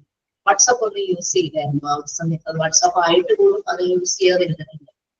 അപ്പൊ അങ്ങനെ അതിനുശേഷം മോണ്ടിസോറി ആയി ഒരു 6-7 months കഴിഞ്ഞിട്ടാണ് ഞാൻ അതുപോലത്തെ ഫോൺ യൂസ് ചെയ്യാൻ തുടങ്ങിയത്. വാട്സാപ്പ് ഒക്കെ 2017-18 അതായിരുന്നു എന്റെ മോണ്ടിസോറി കാലഘട്ടം. അപ്പൊ ആ ഒരു ടൈമില് ശരിക്കും പറഞ്ഞു കഴിഞ്ഞാൽ അതൊരു നല്ലൊരു ചേഞ്ച് ആയിരുന്നു, ഒരു ട്രാൻസ്ഫോർമേഷൻ സംഭവിക്കുമായിരുന്നു. സത്യം പറഞ്ഞു കഴിഞ്ഞാൽ മെറ്റമോർഫ്സ് എന്നൊക്കെ പറയില്ലേ, ബട്ടർഫ്ലൈ ആയി മാറുന്ന പ്യൂപ്പ സ്റ്റേജിൽ നമ്മൾ ബട്ടർഫ്ലൈ ആയി മാറുന്ന പോലെ എനിക്കും ഒരു മെറ്റമോർഫ്സ് സംഭവിക്കുകയായിരുന്നു. അപ്പൊ അങ്ങനെ എല്ലാവർക്കും അത് വരട്ടെ, എനിക്ക് അതിന്റെ മെത്തേഡ് നല്ലതായിട്ട് തോന്നി. Learning social interaction, sense of future responsibility. ചെറിയ കുട്ടികളിൽ നമ്മൾ ഈ മെത്തേഡ് അപ്ലൈ ചെയ്യുമ്പോൾ എനിക്ക് 39 വയസ്സിൽ എനിക്ക് സംഭവിച്ചെങ്കിൽ ചെറിയ കുട്ടികളിൽ എത്ര നന്നായിട്ടായിരിക്കും അവരുടെ ഡെവലപ്മെന്റിന് സഹായിക്കുന്നത്. Sense of future responsibility. പിന്നെ അഡൾട്ടിന്റെ റോള്, അവർ പാസീവായിട്ട് മാത്രമേ നിൽക്കാൻ പാടുള്ളൂ. തുടങ്ങിയോ എനിക്ക് ഓർമ്മയില്ല എന്ന് പറയും. ഫ്യൂച്ചർ റെസ്പോൺസിബിലിറ്റി കാര്യം എന്താണെന്ന് വെച്ച് കഴിഞ്ഞാല് ഹെൽപ്പ് വൺ എന്നത് നമ്മള് കുട്ടികൾക്ക് പകർന്നു കൊടുക്കുന്ന ആ ഒരു സ്പിരിച്വൽ ആയിട്ടുള്ള ലൈഫിൽ വരുന്നതാണ് ഇതെല്ലാം. ലവ്, മ്യൂച്വൽ ലവ്, റെസിപ്രോക്കൽ ഹെൽപ്പും നടത്തും. ഇപ്പൊ വേറൊരു വീട്ടിലെ കുട്ടിക്ക് ഇതേ കാര്യങ്ങളാണ് കിട്ടുന്നെങ്കിൽ അവനൊരു ഹെൽപ്പ് കിട്ടുമ്പോൾ തിരിച്ചത് എപ്പോഴെങ്കിലും ചെയ്യാനൊരു അവസരം അവന് നോക്കി നിൽക്കും, തിരിച്ച് ആ ഹെൽപ്പ് ചെയ്യും. അതാണ് റെസിപ്രോക്കൽ ഹെൽപ്പ്. മോണ്ടിസോറി മെത്തേഡിൽ വരുന്ന ചില കാര്യങ്ങളാണ് ഇത്. Mutual help, reciprocal help, mutual love, self respect, ഇതെല്ലാം മോണ്ടിസോറി മെത്തേഡിന്റെ കീ ഫാക്ടേഴ്സ് ആണ്. കുട്ടികൾ ഇതെല്ലാം വരും. പിന്നെ ഇതിനകത്തൊരു വെർട്ടിക്കൽ ഗ്രൂപ്പിംഗ് ആണ്. വെർട്ടിക്കൽ ഗ്രൂപ്പ് എന്ന് പറഞ്ഞു കഴിഞ്ഞാൽ ചിൽഡ്രൻ ആ ഏജ് എന്ന് പറഞ്ഞു കഴിഞ്ഞാൽ പല ഏജിലുള്ള കുട്ടികളാണ്, ഒരേ ഏജിലുള്ള കുട്ടികൾ. അപ്പോ ഇവർ പലപ്പോഴും ഫോളോ ചെയ്യും എൽഡേഴ്സിൽ നിന്നും പല കാര്യങ്ങളും. എൽഡേഴ്സ് അതുപോലെ തന്നെ കുട്ടികളുടെ കാര്യത്തിൽ ശ്രദ്ധ കൂടുതൽ 3 years തുടങ്ങി 6 years വരെ ഉണ്ട്. നമ്മുടെ വീട്ടിലും അങ്ങനെയല്ലേ, സിബ്ലിങ്സ് ഉണ്ടാകുമ്പോൾ, കൊച്ചു കുട്ടികൾ ഉണ്ടാകുമ്പോൾ മൂത്ത കുട്ടികൾ അവരെ ടേക്ക് കെയർ ചെയ്യും. അത് ഏജ് ഡിഫറൻസ് ഭയങ്കര കൂടുതലാണെങ്കിൽ നന്നായിട്ട് ടേക്ക് കെയർ ചെയ്യും. അതാണ് പറയുന്നത് 4 years ഏജ് ഡിഫറൻസ് ഉണ്ടെങ്കിൽ നല്ല രീതിയിൽ കുട്ടികൾ ടേക്ക് കെയർ ചെയ്യുന്നവരുണ്ട്. 2 years ഒക്കെ ആകുമ്പോഴാണ് അവർക്കൊരു ഇൻസെക്യൂർ ഫീലിംഗ് വരുന്നത്. താഴെ ഒരാൾ വരുമ്പോൾ ആദ്യം ഒരു ബുദ്ധിമുട്ടും ഫ്രസ്ട്രേഷനും, പിന്നെ ആൾക്കാരുടെ ചില കമന്റ്സും അവരെ മിസ്ലീഡ് ചെയ്യും. 4 years ആണ് ഏറ്റവും നല്ലൊരു ഡിഫറൻസ് എന്ന് പറയും ഒരു കുട്ടി കഴിഞ്ഞ അടുത്ത കുട്ടിയുടെ ഇത് കറക്റ്റ് തന്നെയാണ്. കാരണം മിക്ക കുട്ടികളും കൂടുതൽ റെസ്പോൺസിബിൾ ആകും. മൂത്ത കുട്ടി ചെറിയ ആളെ നോക്കും. അഡൽട്ടിന്റെ റോള്, ഇവിടെ അഡൽട്ട് എന്ന് പറയുന്നത് നമ്മുടെ പാരന്റ്സും ടീച്ചേഴ്സും. ഇവരുടെ റോൾ എന്ന് പറഞ്ഞാൽ കുട്ടികളെ നല്ലപോലെ കെയർ ചെയ്യുക, ലവ് ചെയ്യുക. കാരണം എല്ലാവരും ആവശ്യം സ്നേഹിക്കപ്പെടുക എന്നുള്ളതാണ്. കുട്ടികൾക്ക് ഏറ്റവും കൂടുതൽ കിട്ടണം, നീഡഡ് ആണ്. കുട്ടികളെ നല്ല രീതിയിൽ തന്നെ ട്രീറ്റ് ചെയ്യണം. അതേസമയം അങ്ങനെ ട്രീറ്റ് ചെയ്യാതെ വരുമ്പോഴാണ് കുട്ടികൾക്ക് പല ബുദ്ധിമുട്ടുകളും വരുന്നത്. നമ്മള് ചെറിയ കുഞ്ഞുങ്ങൾ പ്രശ്നങ്ങളൊന്നുമില്ല, അവരെന്താ അറിയാനാ എന്നൊക്കെ നമ്മൾ വിചാരിക്കും. പക്ഷെ അവർ ട്രോമയിലൂടെ പലപ്പോഴും കടന്നു പോകുന്നതിന് കാരണം അവരുടെ എൻവിയോൺമെന്റിൽ, അവരുടെ സറൗണ്ടിങ്സിൽ നിന്ന് കിട്ടുന്ന ചില പ്രഷർ ഒക്കെ കാരണമാണ്. കുട്ടികളെ വഴക്ക് പറയരുത്. ചീഡഡ് എന്ന് പറഞ്ഞു കഴിഞ്ഞാൽ അവരെ വഴക്ക് പറയുക എന്നുള്ളതാണ്. ഷുഡ് നോട്ട് ബി ചീഡഡ് എന്ന് വെച്ചാൽ ട്രീറ്റ് സിവിയർ ആയിട്ട് അവരുടെ ഹാർഷ് ആയിട്ട് അവരോട് പെരുമാറരുത്, ഷൗട്ട് ചെയ്യരുത്, വഴക്ക് പറയരുത്. അവര് ചിലപ്പോ കുട്ടികൾ ഭയങ്കര അജിറ്റേറ്റിംഗ് ആയിരിക്കാം, ഡിസ്റ്റർബിംഗ് ആയിരിക്കാം, ഡിസ്ട്രക്റ്റീവ് നേച്ചർ ഉള്ളതായിരിക്കും. ഒരു വീഡിയോ ഉണ്ടാകും, ഒരമ്മ ബാങ്കിൽ പോകുക, കുട്ടികളോട് പറഞ്ഞു പരീക്ഷയാണ്, അപ്പൊ നിങ്ങൾ രണ്ടുപേരും ഇരുന്ന് പഠിക്കാൻ പറഞ്ഞു. രണ്ട് കുട്ടികളും മേ ബി മോളൊരു ഹൈസ്കൂള്, മോനൊരു 7 ആ ഒരു ഇതായിരിക്കാം. രണ്ടുപേരും അമ്മ ഇറങ്ങിയ ഉടനെ തന്നെ വാതിലടച്ചിട്ട് ലോക്ക് ചെയ്തിട്ട് TV കാണാൻ പറഞ്ഞു. അപ്പൊ ബാങ്കിൽ നിന്നും അമ്മ തിരിച്ചെത്തി കുറച്ച് കഴിഞ്ഞപ്പോ ഇവർ അറിയുന്നില്ല, TV കണ്ട സമയം പോയത് അറിയുന്നില്ല. അമ്മ തിരിച്ചെത്തിയപ്പോഴേക്കും ഇവര് ചെന്ന് വാതിലിൽ കുത്തിയപ്പോ വേഗം TV ഓഫ് ചെയ്ത് ബുക്കൊക്കെ എടുത്തു വെച്ച് ഇരുന്നിട്ട് തുറന്നു. ഇവര് കയറി കുട്ടികളെ നോക്കി, ഇവരൊന്നും പറഞ്ഞില്ല, അകത്തേക്ക് കയറി. അപ്പോഴേക്കും മോൾക്ക് ഭയങ്കര ഒരു കുറ്റബോധം. മോളിങ്ങനെ ചോദിച്ചു, ഞങ്ങൾ TV പറഞ്ഞു, ഞങ്ങൾ TV കാണുമായിരുന്നു, അത് അമ്മയ്ക്ക് മനസ്സിലായി, എന്നിട്ടും എന്താ ഞങ്ങളെ വഴക്ക് പറയാതിരുന്നത്. അപ്പൊ ചോദിച്ചു, നിങ്ങൾ എന്തിനാ പഠിച്ചോണ്ടിരുന്നേന്ന് ചോദിച്ചു ആദ്യം. നാളെ പരീക്ഷയാണ്, അതാ പഠിച്ചതെന്ന് പറഞ്ഞു. നാളെ പരീക്ഷയാണ്, പഠിക്കണം എന്നുള്ളത് നിങ്ങൾക്കറിയാം, എന്നിട്ടും നിങ്ങൾ TV കണ്ടു, ഞാൻ വഴക്ക് പറയുന്നതിൽ അർത്ഥമുണ്ടോ? നിങ്ങൾക്ക് കാര്യം അറിയാം, ആ ഒരു സെൻസ് ഉണ്ട്, അപ്പൊ ഞാൻ വഴക്ക് പറയുന്നതിൽ അർത്ഥമുണ്ടോ എന്ന് ചോദിച്ചു. അപ്പൊ കുട്ടികളത് മനസ്സിലാവും. അപ്പൊ അമ്മ ഷൗട്ട് ചെയ്യോ, വന്ന ഉടനെ തന്നെ അവര് വഴക്ക് പറയോ തല്ലിയോ ഒന്നും ചെയ്തില്ല. കാര്യം മനസ്സിലാക്കിയിട്ടും അവരത് മിണ്ടാതെ പോയി. അപ്പൊ കുട്ടികളെ അത് ചിന്തിച്ചു. അതേസമയം ഷൗട്ട് ചെയ്യുക, അങ്ങനെ ഇങ്ങനെ ഭയങ്കരമായിട്ട് ഹാർഷായിട്ട് അവരോട് പെരുമാറുമ്പോൾ അവർക്ക് വാശി കൂടുതൽ എപ്പോഴും നമ്മൾ കേട്ടിട്ടുള്ളത്. കുഞ്ഞുങ്ങളപ്പോ കൂടുതൽ അജിറ്റേറ്റഡ് ആയിട്ട് പെരുമാറാനായിട്ട്. അപ്പൊ അങ്ങനെ കുട്ടികളുടെ അടുത്ത് ആ രീതിയിൽ വേണം അഡൽട്സ് നിൽക്കാൻ. പസീവ് ആയിരിക്കണം എന്നാ പറയുക, ആക്റ്റീവ് ആയിരിക്കും. ഞാൻ വൈവ സമയത്ത് നിങ്ങൾക്ക് സർവേയുടെ ഡീറ്റെയിൽസ് ഞാൻ തന്നിട്ടുണ്ടോ? ചൈൽഡ് കെയർ സയന്റിഫിക് ആണോ എന്നുള്ളതിന്റെ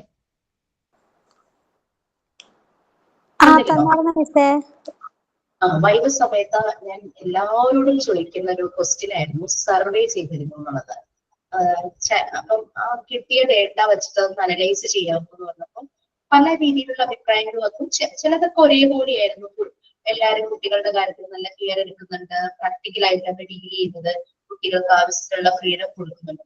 അങ്ങനെ ഇങ്ങനെ പറഞ്ഞപ്പോൾ 1-2 പേരുടെ അടുത്ത് മാത്രമാണ് ഇത്തിരി വ്യത്യസ്തമായിട്ടുള്ള ഒരു റെസ്പോൺസ് കിട്ടിയത്. അതിലൊരു കുട്ടി പറയുണ്ടായി, അടിച്ചു വളർത്തണം കുട്ടികളെ, നല്ല തല്ല് തല്ലണം, നല്ല വേദനിക്കുന്ന പോലെ. എന്നോട് പറയുക ക്ലാസ്സിൽ, വേദനിക്കുന്ന പോലെ അല്ല തല്ലണം, മിസ് എന്നെ എന്ത് പറഞ്ഞാലും ശരി, ഞാൻ എന്റെ അഭിപ്രായം തുറന്നു പറയുന്നു പറഞ്ഞ ഇങ്ങനെ പറയുവാട്ടോ. ഞാനതിങ്ങനെ കേട്ടോണ്ടിരുന്നു. നല്ല പോലെ അടിച്ചു വളർത്തണം, അതാണ് വേണ്ടത്. പിന്നെ കയറി എല്ലാരോടും ഞാൻ ചോദിച്ചു, നല്ല പോലെ അടിച്ചു വളർത്തണം എന്നുള്ളത് ശരിയാണെന്ന് ചോദിച്ചു. പലരും അതിനെ ഒപ്പോസ് ചെയ്തു കേട്ടോ. കാരണം അങ്ങനെ നമ്മള് പണിഷ് ചെയ്തിട്ട് കാര്യമില്ല, അത് കുട്ടികളുടെ മനസ്സിലും ശരീരത്തിലും മുറിവുണ്ടാക്കിയുള്ളൂ, അങ്ങനെ പറഞ്ഞവരുണ്ട്. ഈ കുട്ടി മാത്രം ഇങ്ങനെ പറഞ്ഞു, എനിക്ക് നല്ല എന്താണ്, എനിക്ക് ചെറുപ്പത്തിൽ നല്ല അടി കിട്ടിയാണ് ഞാൻ വളർന്നത്, എന്നെ നല്ലപോലെ പണിഷ് ചെയ്യായിരുന്നു എന്റെ പാരന്റ്സ്, ഞാൻ നന്നായില്ലേ, എന്റെ ആള് ക്ലാസ്സിലധികം കയറിയിട്ടില്ല എന്ന് പറഞ്ഞു എന്നോട്. പലപ്പോഴും റെക്കോർഡ് ക്ലാസ് കാണാറില്ലെന്ന് തോന്നുന്നു. ഇതെല്ലാം കേട്ടിങ്ങനെ ചിരിച്ചുകൊണ്ടിരിക്കുകയായിരുന്നു. ഞാൻ എന്റെ കുട്ടികളെയും ഇതുപോലെ തന്നെ ഞാൻ തല്ലിയാണ് വളർത്തുന്നതെന്നൊക്കെ പറഞ്ഞു. ഞാൻ എല്ലാവരോടും ഇത് തന്നെ പറയും, മിസ് എന്ത് പറഞ്ഞാലും ഞാൻ സമ്മതിക്കില്ല എന്നൊക്കെ എന്നോട് പറഞ്ഞു. എനിക്കതൊരു വെറൈറ്റി ആയിട്ടൊരു മറുപടി ആയിട്ട് തോന്നി. അപ്പൊ നിങ്ങളോട് ഞാൻ ചോദിക്കുക, എങ്ങനെ നമ്മളുടെ ചൈൽഡ് കെയറിനെ കുറിച്ച് നമ്മൾ കുറെ കാര്യങ്ങൾ കേൾക്കുന്നു, നമ്മൾ പലയിടത്തും കാണുന്നുണ്ട്. നമ്മള് ടീച്ചിങ് പ്രാക്ടീസിന് പോയിട്ടുണ്ടെങ്കിൽ ടീച്ചിങ് പ്രാക്ടീസ് ചെന്നപ്പോൾ ഇതുപോലെ കണ്ടിട്ടുണ്ടാകും, അല്ലെങ്കിൽ നമ്മുടെ വീട്ടിലെ കുട്ടികളെ കണ്ടിട്ടുണ്ടാവാം, പുറത്തെ കുട്ടികളെ കണ്ടിട്ടുണ്ടാകും. എങ്ങനെ നമ്മൾ കുട്ടികളെ ഹാൻഡിൽ ചെയ്യണം? എന്താ നിങ്ങളുടെ അഭിപ്രായം?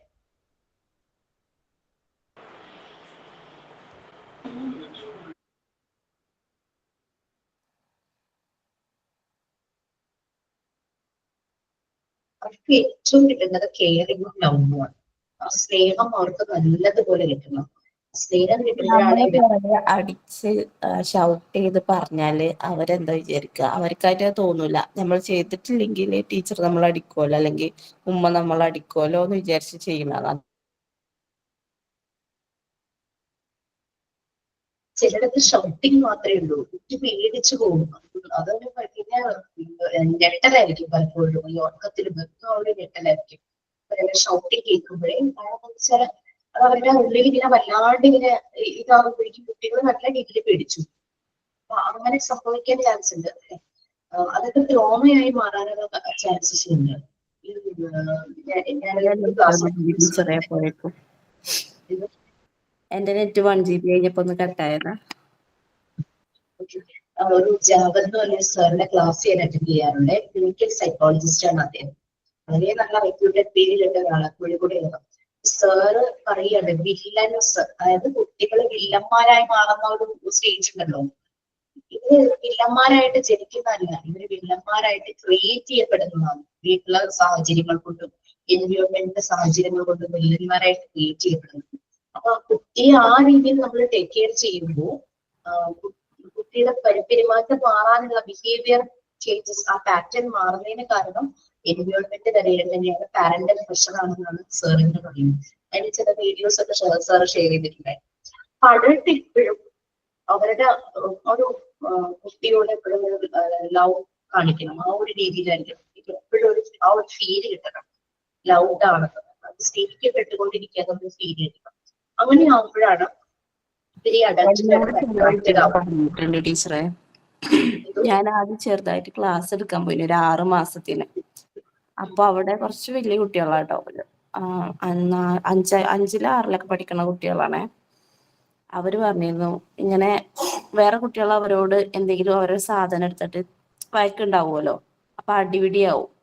അപ്പൊ എന്തിനാ ഇങ്ങനെ അടിക്കണ ചോദിച്ചാൽ അവര് പറയും ടീച്ചറോട് പറഞ്ഞ ടീച്ചർ ഒന്നും ചെയ്യൂല, 4 ഉപദേശം ഉപദേശിച്ചിട്ട് പോവും. അപ്പോ ഇവര് വളർന്ന സാഹചര്യം അങ്ങനെ ആയതുകൊണ്ടേക്കാരം അവരെന്നെ അങ്ങനെ ഒരു വയലൻസ് കാണിക്കുന്നത്. അത് കണ്ടിട്ട് വളർന്ന അതല്ലേ ചെയ്യുള്ളൂ. വെറും ഷൗട്ടിങ്ങും ബീറ്റിങ്ങും മാത്രം കണ്ട് വളർന്നാല് അവരോട് സ്നേഹത്തോട് നല്ല കാര്യങ്ങൾ പറഞ്ഞു കൊടുത്താൽ അവർക്ക് മനസ്സിലാവുമല്ലോ. വീട്ടില് തന്നെ ഇതൊക്കെ കാണുമായിരിക്കും. ചില കുട്ടികള് പാരന്റ്സിന് ഫാദറിനോട് ഭയങ്കര അട്രാക്റ്റഡ് ആയിരിക്കും. അമ്മ എന്ത് പറഞ്ഞാലും അവർ ശ്രദ്ധിക്കില്ല, അങ്ങനെ ഉണ്ടാവും. ചിലർ അമ്മയോട് ഭയങ്കര അട്രാക്റ്റഡ് ആയിരിക്കും, അച്ഛൻ എന്ത് പറഞ്ഞാലും ശ്രദ്ധിക്കില്ല. അപ്പൊ ഈ ഒരു അട്രാക്ഷൻ കുട്ടിക്ക് ആ ഒരു കെയർ ഗീവറോട് തോന്നുമെങ്കിൽ കെയർ ഗീവറുടെ പെരുമാറ്റം അതുപോലെ ആയിരിക്കും കുട്ടികളുടെ. ആ ഒരു ലവ് കെയർ അവർക്ക് കിട്ടേണ്ട ആ ഒരു ഏജ് കൊടുത്തു തന്നെ വേണം. അതൊക്കെ പറയുന്ന റോൾ ഓഫ് അഡൽട്ടിന്റെ കേസിൽ കുട്ടികളെ നല്ല രീതിയിൽ തന്നെ ട്രീറ്റ് ചെയ്യണം. അവര് സ്നേഹിക്കപ്പെടേണ്ട ഒരു ടൈമാണ്, അവർക്ക് അഫക്ഷനേറ്റ് ആയിട്ട് പെരുമാറണം അവരോട്. അല്ലാണ്ട് കുട്ടിയാണ് അതിന്റെ ശ്രുതി അങ്ങനെ സ്ട്രിക്റ്റ് ആയിട്ട് വളർത്തണം, സ്നേഹം കാണിച്ചു കഴിഞ്ഞാൽ വഷളായി പോകും, അങ്ങനത്തെ കുറെ അബദ്ധധാരണകളുണ്ട്. പക്ഷെ അത് ശ്രദ്ധിക്കേണ്ടതെന്ന് വെച്ചാല് പെട്ടെന്ന് ഒരു ദിവസം പോയിട്ട് നന്നായിട്ട് സ്നേഹം കാണിച്ചിട്ട് ഇതാക്കിയത് നമ്മൾ ആദ്യം മുതലേ അവരങ്ങനെ കൊണ്ടുവന്നാലേ അത് ഇതായി വരുള്ളൂ.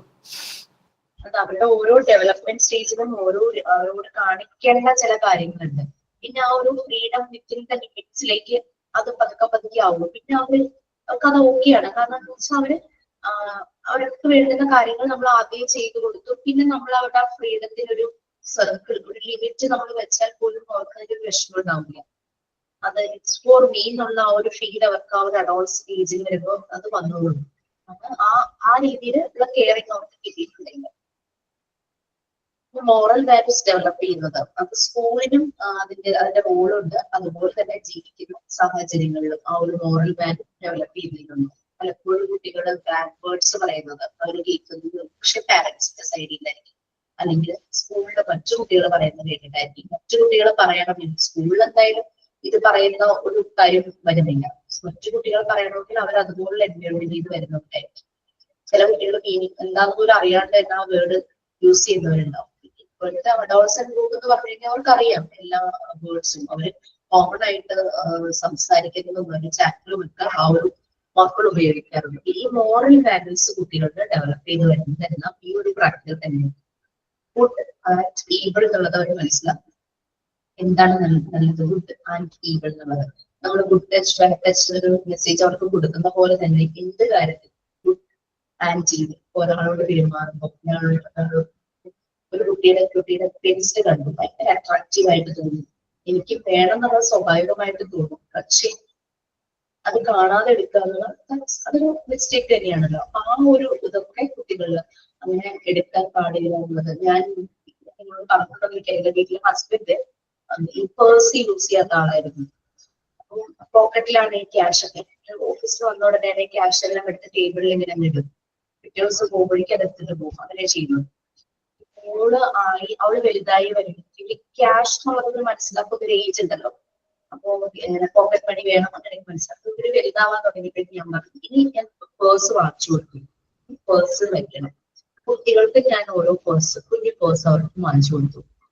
അപ്പം ഓരോരുത്തരുടെയും പേഴ്സ്, അപ്പൊ പേഴ്സിലാണ് എനിക്ക് കിട്ടിയപ്പോ അവർക്ക് ഇങ്ങനെ പോക്കറ്റ് മണിയായിട്ടോ വിഷ്ടായിട്ടോ അങ്ങനെ ആരെങ്കിലും കൊടുത്ത് കിട്ടുമല്ലോ, അതെല്ലാം അതിൽ വെക്കും. അപ്പൊ അവിടെ പുറത്ത് കൊഴിഞ്ഞിരിക്കുന്ന കണ്ടിട്ട് എടുത്തിട്ട് എന്നോട് ചോദിക്കും ഇത് ഞാൻ എന്റെ പേഴ്സിൽ വെച്ചോണ്ടിരിക്കും, ഇത് അച്ഛന്റെയാണ് അല്ലെങ്കിൽ അമ്മയുടെയാണ്, അങ്ങനെ നിങ്ങൾ വേറെ ആളുടെ എടുക്കാൻ പാടില്ല.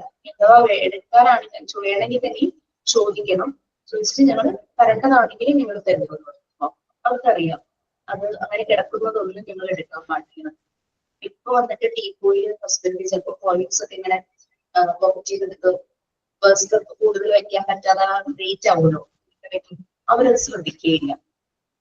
അവർക്ക് ഓരോരുത്തർക്ക് ഇതുപോലെ തന്നെ പേഴ്സ് കൊടുത്തിട്ടുണ്ട്, അത് ഞങ്ങളുടെയാണ്, അത് ഞങ്ങൾ സൂക്ഷിക്കണം ആ ഒരു രീതിയിൽ. അപ്പൊ അവരുടെ മണി മാനേജ്മെന്റും അവരുടെ മനസ്സിൽ വരും. ക്യാഷ് എന്ന് പറയുന്ന വാല്യൂ ഉള്ളതാണെന്നും അത് നമ്മളങ്ങനെ എല്ലാവരുടെയും ഇരിക്കുന്നത് എടുക്കാൻ പാടില്ല, എല്ലാവരുടെയും ചോദിക്കാൻ പാടില്ല. ഫീൽ അവർക്ക് വരട്ടെ എന്ന് ഞാൻ ചെയ്യുന്ന എത്രത്തോളം അവർക്കുള്ളിലേക്ക് അത് കയറി. പക്ഷെ എന്നാലും കുഴപ്പമില്ല, വേറെ പ്രശ്നങ്ങളൊന്നും ഉണ്ടായിട്ടില്ല. അത് മറ്റേത് കുട്ടികൾ പലപ്പോഴും ക്യാഷ് കാണുമ്പോൾ എടുക്കുക, അല്ലെങ്കിൽ കുറച്ച് അട്രാക്റ്റീവ് ആയിട്ടുള്ള എന്തെങ്കിലും കാണുവാണെങ്കിൽ എടുക്കുക, അങ്ങനത്തെ കാര്യങ്ങളെല്ലാം കുട്ടികൾ പൊതുവെ കാണുന്ന ഒരു കാര്യമാണ്. ഓക്കെ, ഇതെല്ലാം നമ്മൾ ചെറിയ ചെറിയ കാര്യങ്ങളായിട്ട് നമുക്ക് തോന്നും, പക്ഷെ നമ്മൾ ശ്രദ്ധിക്കുവാണെങ്കിൽ ആ ഒരു ഈ പ്രായത്തിൽ പിഗി ബാങ്കൊക്കെ വാങ്ങിച്ചു കൊടുക്കുകയാണെങ്കിൽ അവരതിന്റെ ഇതിനകത്ത് സൂക്ഷിച്ചു വെക്കും. ഇത് നിന്റെയാണ്, വേറൊരാളുടെ എടുക്കാൻ പാടില്ല ഫീലും നമ്മൾ വളരെ ഡിപ്ലോമാറ്റിക് ആയിട്ട് അവരുടെ ഉള്ളിലേക്ക് കൊടുത്താൽ മതി. മോറൽ വാല്യൂസ് ഡെവലപ്പ് ചെയ്യുന്നു. എന്താണ് ഗുഡ്, എന്താണ് ഈവിൾ എന്നുള്ളത് നമുക്ക് വലിയ ലെക്ചർ ക്ലാസ്സുകൾ എടുത്ത് കുട്ടികളെ ഈവിൾ മനസ്സിലാക്കിക്കാൻ പറ്റില്ല. അതിന് നമുക്ക് ഇതുപോലെയുള്ള റിയൽ സ്റ്റോറീസ് പറഞ്ഞു കൊടുക്കാം, റിയാലിറ്റിയുമായിട്ട് കണക്ട് ചെയ്യാം. സ്കൂളുകളിലെ കരിക്കുലത്തിൽ അവർക്ക് ചിലപ്പോൾ ഒരു ടെക്സ്റ്റ് ഉണ്ടാവും മോറൽ വാല്യൂസ് കൊടുക്കുന്നത്. ചില കഥകൾ നമ്മൾ പറഞ്ഞു കൊടുക്കുമ്പോൾ അതിലൂടെ അവർക്ക് മനസ്സിലാവില്ല എന്താണ് ഓണസ്റ്റി, എന്താണ് അങ്ങനെ ഹാർഡ് വർക്ക് ചെയ്താൽ എന്താണ് പേഷ്യൻസ് കാണിച്ചാൽ, അങ്ങനെ ഓരോന്നും നമ്മൾ ഓരോ സ്റ്റോറിയിലൂടെയോ അതൊക്കെ കാണിച്ചു കൊടുക്കുമ്പോഴേക്കും നമുക്കത് പെട്ടെന്ന് മനസ്സിലാവും. സ്റ്റേജസ് ഓഫ് ഗ്രോത്ത്, അതാണ് നമ്മൾ പറയാൻ പോകുന്നത്. നമ്മൾ പറയുമ്പോൾ അറിയാം മോണ്ടിസോറി മെത്തേഡ് നല്ല രീതിയിൽ ഡിസൈൻ ചെയ്യും. അവർക്ക് ആ കുട്ടി അമ്മയുടെ ബോംബിലാവുന്ന സമയം തുടങ്ങിയുള്ള കാര്യങ്ങളെല്ലാം നല്ല രീതിയിൽ അനലൈസ് ചെയ്ത് പറയുന്നു. 6 years വരെ കുട്ടികളിൽ ഉണ്ടാവുന്ന ഡെവലപ്മെന്റ് സ്റ്റേജും ആ ഒരു സമയത്ത് കുട്ടികളെ എങ്ങനെ ഹാൻഡിൽ ചെയ്യണം, എങ്ങനെ എൻവയോൺമെന്റ് ഡിസൈഡ് ചെയ്യണം, ഇതെല്ലാം മോണ്ടിസോറി ക്ലിയർ ആയിട്ട് പറഞ്ഞു. പക്ഷെ ആഫ്റ്റർ 6 years ആ ഒരു പീരീഡിലേക്ക് കുട്ടി കടക്കുമ്പോൾ എന്തൊക്കെയാണ് ആ ഒരു ഡെവലപ്മെന്റ് സ്റ്റേജിൽ ചെയ്യുന്നത് ക്ലിയർ ആയിട്ട് പറയാൻ അവർ ഇൻകേപ്പബിൾ ആയിരുന്നു. 6 years വരെ അവർ പറഞ്ഞതെല്ലാം സയന്റിഫിക് ആയിരുന്നു, എല്ലാം ട്രൂ ആയിരുന്നു. അത് നല്ല രീതിയിൽ നടന്നു കഴിഞ്ഞാൽ കുട്ടിയുടെ ഡെവലപ്മെന്റ് നന്നായിട്ട് തന്നെ വരും. പക്ഷെ ആഫ്റ്റർ 6 years ഡെവലപ്മെന്റ് കാര്യങ്ങൾ പറയാനായിട്ട് അവര് ഇൻകേബിൾ ആയിരുന്നു. എന്നാലും ആ ഒരു ഡെവലപ്മെന്റ് സ്റ്റേജസിനെ അവർ ഡിവൈഡ് ചെയ്തു. ശരിക്കും 2 സ്റ്റേജ്, ഇതൊന്നും എക്സാമിന് കൺഫ്യൂസ്ഡ് ആയ ചില കാര്യങ്ങളാണ്. 2 സ്റ്റേജ് ആയിട്ട് ഡിവൈഡ് ചെയ്തു, ചൈൽഡ്ഹുഡും അഡൽട്ട്ഹുഡും. ഈ 2 സ്റ്റേജിനെ വീണ്ടും 4 പീരീഡ് ആയിട്ട് ഡിവൈഡ് ചെയ്തു. ഓർക്കണം, സ്റ്റേജ് 2 ആയിരുന്നു, പീരീഡ് 4 ആയിരുന്നു. എക്സാമിന് കൺഫ്യൂഷൻ വന്നതാണ്. പിന്നെ ഈ പീരിയഡ്സിനെ ഫോർമേറ്റീവ് പ്ലെയിൻസ് എന്നാണ് മറിയാം മോണ്ടിസോറി പറഞ്ഞത്. അപ്പൊ ക്വസ്റ്റ്യനിൽ എന്തായിരുന്നു, എത്ര ഫോർമേറ്റീവ് പ്ലെയിൻസ് ആയിട്ട് മറിയാം മോണ്ടിസോറി ഈ ഡെവലപ്മെന്റ് സ്റ്റേജസിനെ ഡിവൈഡ് ചെയ്ത ക്വസ്റ്റ്യൻ ഉണ്ടായിരുന്നു. അപ്പൊ അവിടെ കൺഫ്യൂഷൻ വന്നു, 2 ആണോ 4 ആണോ? ആക്ച്വലി 2 സ്റ്റേജസ് ആണ്. 2 സ്റ്റേജസിനെ 4 പീരീഡ് ആക്കി. ഈ 4 പീരീഡ്സിനെ അവര് ഫോർമേറ്റീവ് പ്ലെയിൻസ് എന്നാണ്. അപ്പൊ ഫോർമേറ്റീവ് പ്ലെയിൻസ് എത്രയുണ്ട്? 4 അല്ലേ? 4 periods. 4 periods അല്ലെങ്കിൽ 4 planes. അത് 0 to 6 years first period, 6 to 12 years second period. 0 to 6ഉം 6 to 12 എന്നുള്ള ഫസ്റ്റ് ആൻഡ് സെക്കൻഡ് പീരീഡിന് ഒരുമിച്ച് പറഞ്ഞ സ്റ്റേജ് ആണ് ചൈൽഡ്ഹുഡ്. അതുപോലെ തന്നെ 12 to 18 പീക്ക് ടീനേജ് ടൈം അല്ലെ, ആ 12 to 18 third period. 18 to 24 fourth period. ഇതിനെ അഡൾട്ട്ഹുഡ് എന്ന് പറഞ്ഞു. തേർഡും ഫോർത്ത് പീരീഡും കൂടെ ചേർന്നതാണ് രണ്ടാമത്തെ സ്റ്റേജ് ആയിട്ടുള്ള അഡൾട്ട്ഹുഡ്. വന്നപ്പോ പലർക്കും പല കൺഫ്യൂഷൻസ് വന്നു. കാരണം ഒരു ക്വസ്റ്റ്യൻ പേപ്പർ വരുന്നത് 2 ക്വസ്റ്റ്യൻ ആയിട്ട് ഞാൻ ചോദിച്ചിട്ടുണ്ടായിരുന്നു. അതായത് എത്ര പീരീഡ് ഉണ്ടെന്നും എത്ര ഫോർമേറ്റീവ് പ്ലെയിൻസ് ഉണ്ടെന്നും. രണ്ടിന്റെ ആൻസർ സെയിം തന്നെയാണ്, 4 ആണ് അല്ലെ? ഓക്കെ, അപ്പൊ അങ്ങനെ 0 to 6 years, 6 to 12 years childhood ആയിട്ടും 12 എന്ന് പറഞ്ഞു കഴിഞ്ഞാൽ ആ അഡോളസെന്റിന്റെ ഒരു സ്റ്റാർട്ട് ചെയ്യുന്നത് ആ ഒരു ടീനേജിന്റെ വാതിൽ തുറക്കുന്ന ആ ഒരു ടൈമിലെ 12 എന്ന് പറയുന്നത്. 12 to 18, 18 to 24, 18 years ഒക്കെ കഴിയുമ്പോഴേക്കും അമ്മമാർക്ക് കുറച്ചൊക്കെ സമാധാനമാവും. കാരണം ആ ഒരു തിളക്കുന്ന പ്രായം മുതിർന്ന ടൈമാണ് 18 to 24 years. 24 years ഒക്കെ ആവുമ്പോഴേക്കും ബ്രെയിനിന്റെ ലെഫ്റ്റ് സൈഡും റൈറ്റ് സൈഡും ഡെവലപ്പ് ആകും. ലെഫ്റ്റ് സൈഡ് എന്ന് പറയുന്നത് അവരുടെ ക്രിയേറ്റിവിറ്റി, ഇന്റലക്ച്വൽ, അതാണെങ്കിൽ മറ്റേ സൈഡ് ഇമോഷണൽ ഡെവലപ്മെന്റിന്റെയാണ്. ഒന്ന് ഇന്റലക്ച്വൽ ഡെവലപ്മെന്റിന്റെ, ബുദ്ധിയുടെ ഡെവലപ്മെന്റിന്റെ ആണെങ്കിൽ മറ്റേത് വൈകാരികപരമായതിന്റെ ഡെവലപ്മെന്റ്, ഇമോഷണൽ ഡെവലപ്മെന്റ്. 24 years ആകുമ്പോഴേക്കും ബ്രെയിൻ പൂർണ്ണ വളർച്ച എത്തുന്ന പറയുന്നത്. ബ്രെയിൻ്റെ ഡെവലപ്മെന്റ് കംപ്ലീറ്റ് ആവും. 24 വയസ്സ് ഇരുത്തം വന്നു എന്നൊക്കെ പറയില്ല, ആ ഒരു പ്രായം മെച്യൂരിറ്റി, മാനസികമായിട്ടുള്ള മെച്യൂരിറ്റി എന്ന് പറയുന്നത്. ആ ഒരു സമയത്ത് ഡിസിഷൻ മേക്കിംഗ് സ്ട്രോങ് ആയിരിക്കും. അവര് കൺഫ്യൂഷൻസ് ഇല്ല, തെറ്റായ ഡിസിഷൻസ് എടുക്കില്ല എന്നുള്ളതാണ് പറയുന്നത്. ഡിസിഷൻ മേക്കിംഗ് കറക്റ്റ് ആയിരിക്കും. ശരിക്കും പറഞ്ഞാൽ 24 years ഒക്കെ ആവുമ്പോൾ, 24 years എന്ന് പറയുമ്പോൾ നമ്മൾ കറക്റ്റ് ഏജിൽ പഠിക്കുവാണെങ്കിൽ 10th കഴിഞ്ഞു, +2 കഴിഞ്ഞു, ഡിഗ്രി കഴിഞ്ഞു, PG കഴിയുന്ന ഒരു ഏജാണ് 24 year എന്ന് പറയുന്നത്. അപ്പൊ ആ ഒരു ടൈം ആകുമ്പോഴാണ് നമ്മളുടെ ഇമോഷൻസിനെ എല്ലാം നമുക്ക് നല്ല രീതിയിൽ കൺട്രോൾ ചെയ്യാൻ പറ്റുന്നത്. നമ്മുടെ ഇന്റലക്ച്വൽ ലെവൽ നല്ല രീതിയിൽ എത്തി, ഡെവലപ്ഡ് ആയിട്ട് നിൽക്കും.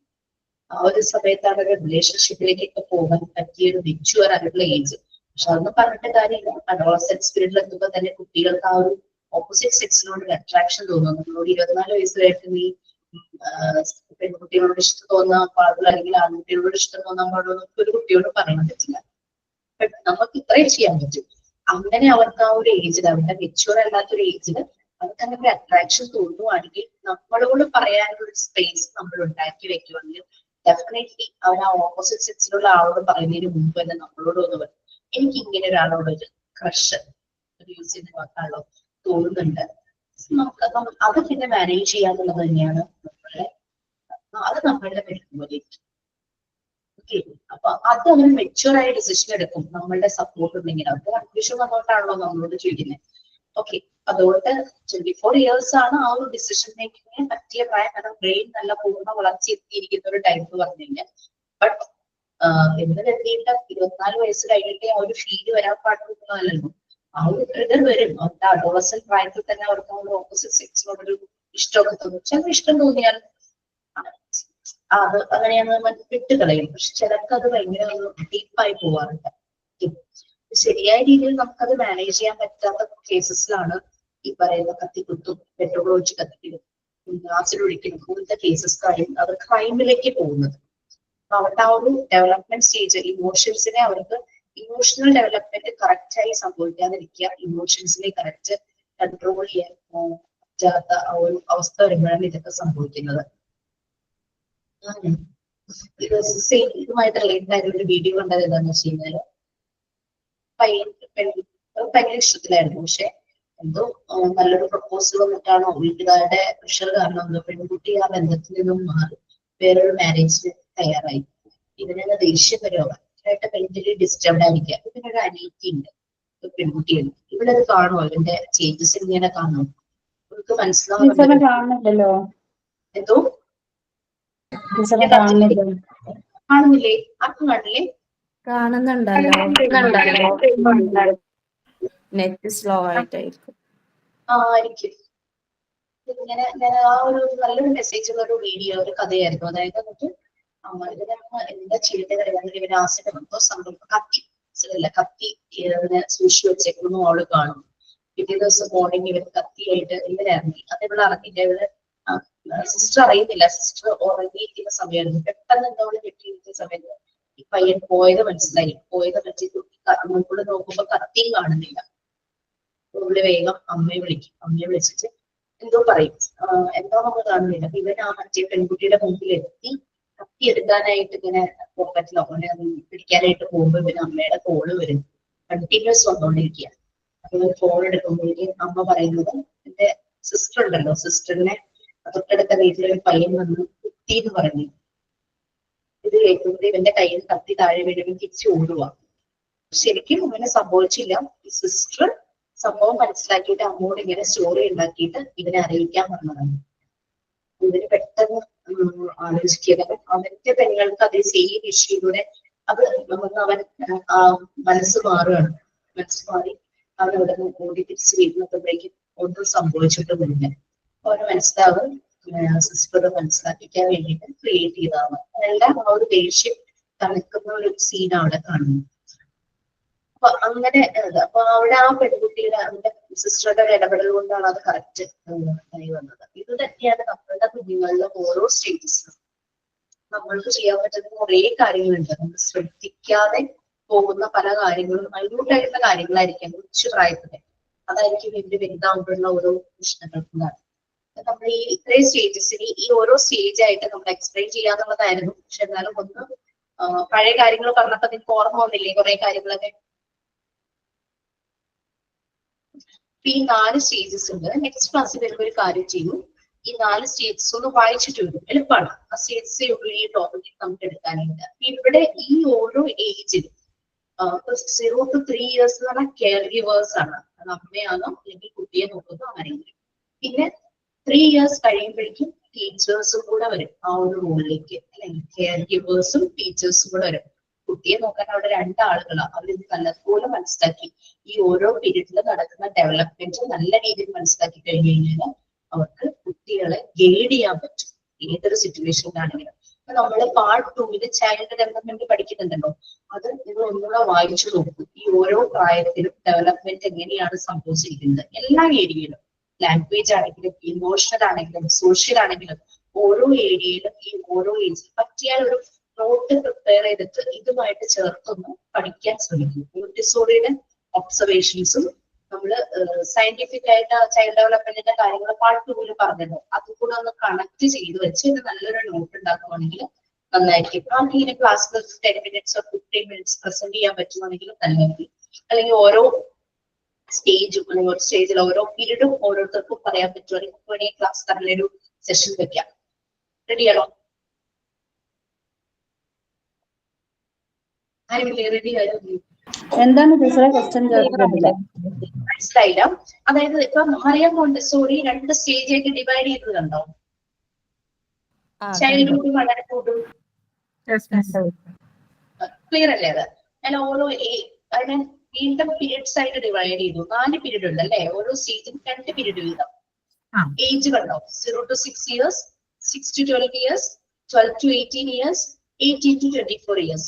നമ്മൾ പാർട്ട് 2 ചൈൽഡ് ഡെവലപ്മെന്റ് പഠിച്ചില്ലേ? Physical development, emotional development, social development, cognitive development, language development, ഇത്രയും കാര്യങ്ങൾ പഠിച്ചു. അവിടെയും നിങ്ങളുടെ ഇത്ര ഏജിൽ ഇങ്ങനെയൊക്കെ സംഭവിച്ചു. ലാംഗ്വേജ് പീരീഡില് ആദ്യം ബാബ്ലിംഗ് സൗണ്ട്സ് ഉണ്ടാക്കി, കൂയിങ് സൗണ്ട്സ് ഉണ്ടാക്കി, പിന്നെ വേർഡ്സ് പറഞ്ഞു, പിന്നെ സെന്റൻസ് പറഞ്ഞു. ഫിസിക്കൽ ഡെവലപ്മെന്റില് എണീറ്റ് നിന്നു, നടക്കാൻ തുടങ്ങി, അങ്ങനെയല്ലേ? നോക്കാൻ തുടങ്ങി. അതിപ്പോ ഫിസിക്കൽ ഡെവലപ്മെന്റ് പഠിച്ചു അല്ലെ? കോഗ്നിറ്റീവ് ഡെവലപ്മെന്റിൽ അവരുടെ ബുദ്ധിയുടെ പല പല ഓരോ സ്റ്റേജ് വരുമ്പോൾ മാറ്റം പഠിച്ചു.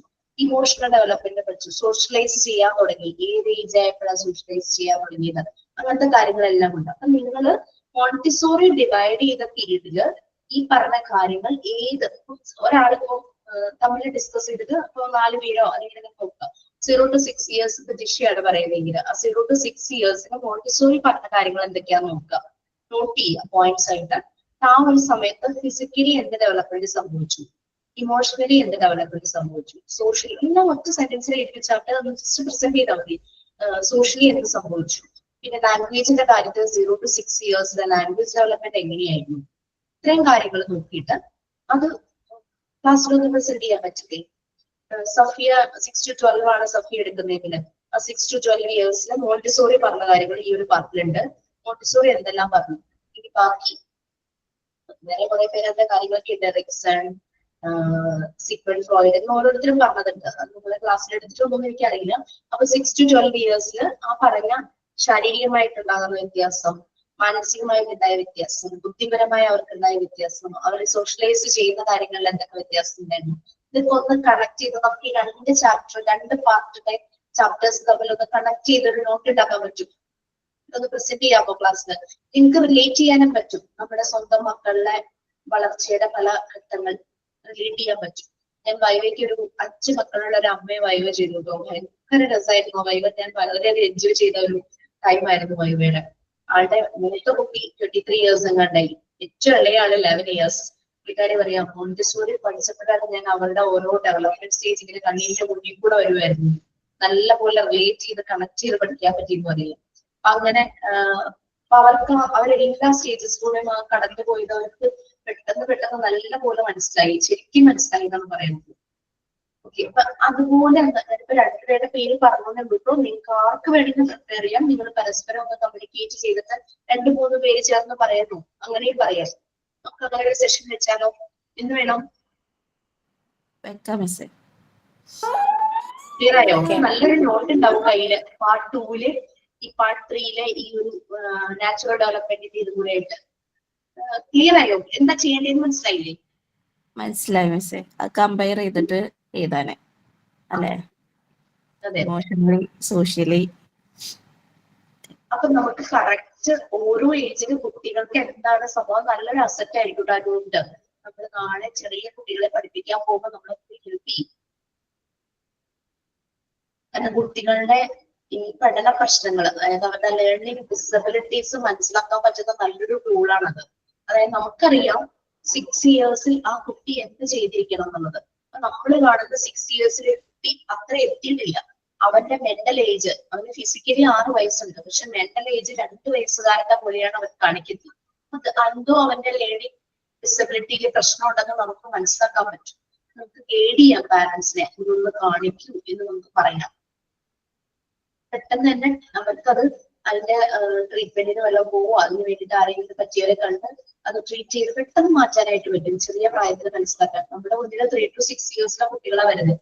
നമുക്ക് പെട്ടെന്ന് മനസ്സിലാവും 3 വയസ്സുള്ള കുട്ടി കാണിക്കുന്നത് 1 വയസ്സുകാരൻ കാണിക്കുന്ന പോലെയാണ്. അതിന്റെ മെന്റൽ ഏജ് എന്ന് പറഞ്ഞു കഴിഞ്ഞാൽ 1 വയസ്സാണ്, ശരിക്കും 3 വയസ്സായി. അതൊരു പ്രശ്നം തന്നെയാണ്. നമുക്കത് കറക്റ്റ് ചെയ്യാനും അവരെ ഗൈഡ് ചെയ്യാനായിട്ട് നമുക്ക് പറ്റും. അതിന് വേണ്ടിയിട്ട് ഈ ഒരു ടൂള് നിങ്ങളെ ഹെൽപ്പ് ചെയ്യിക്കും. നിങ്ങൾ കറക്റ്റ് ചെയ്തേക്കും.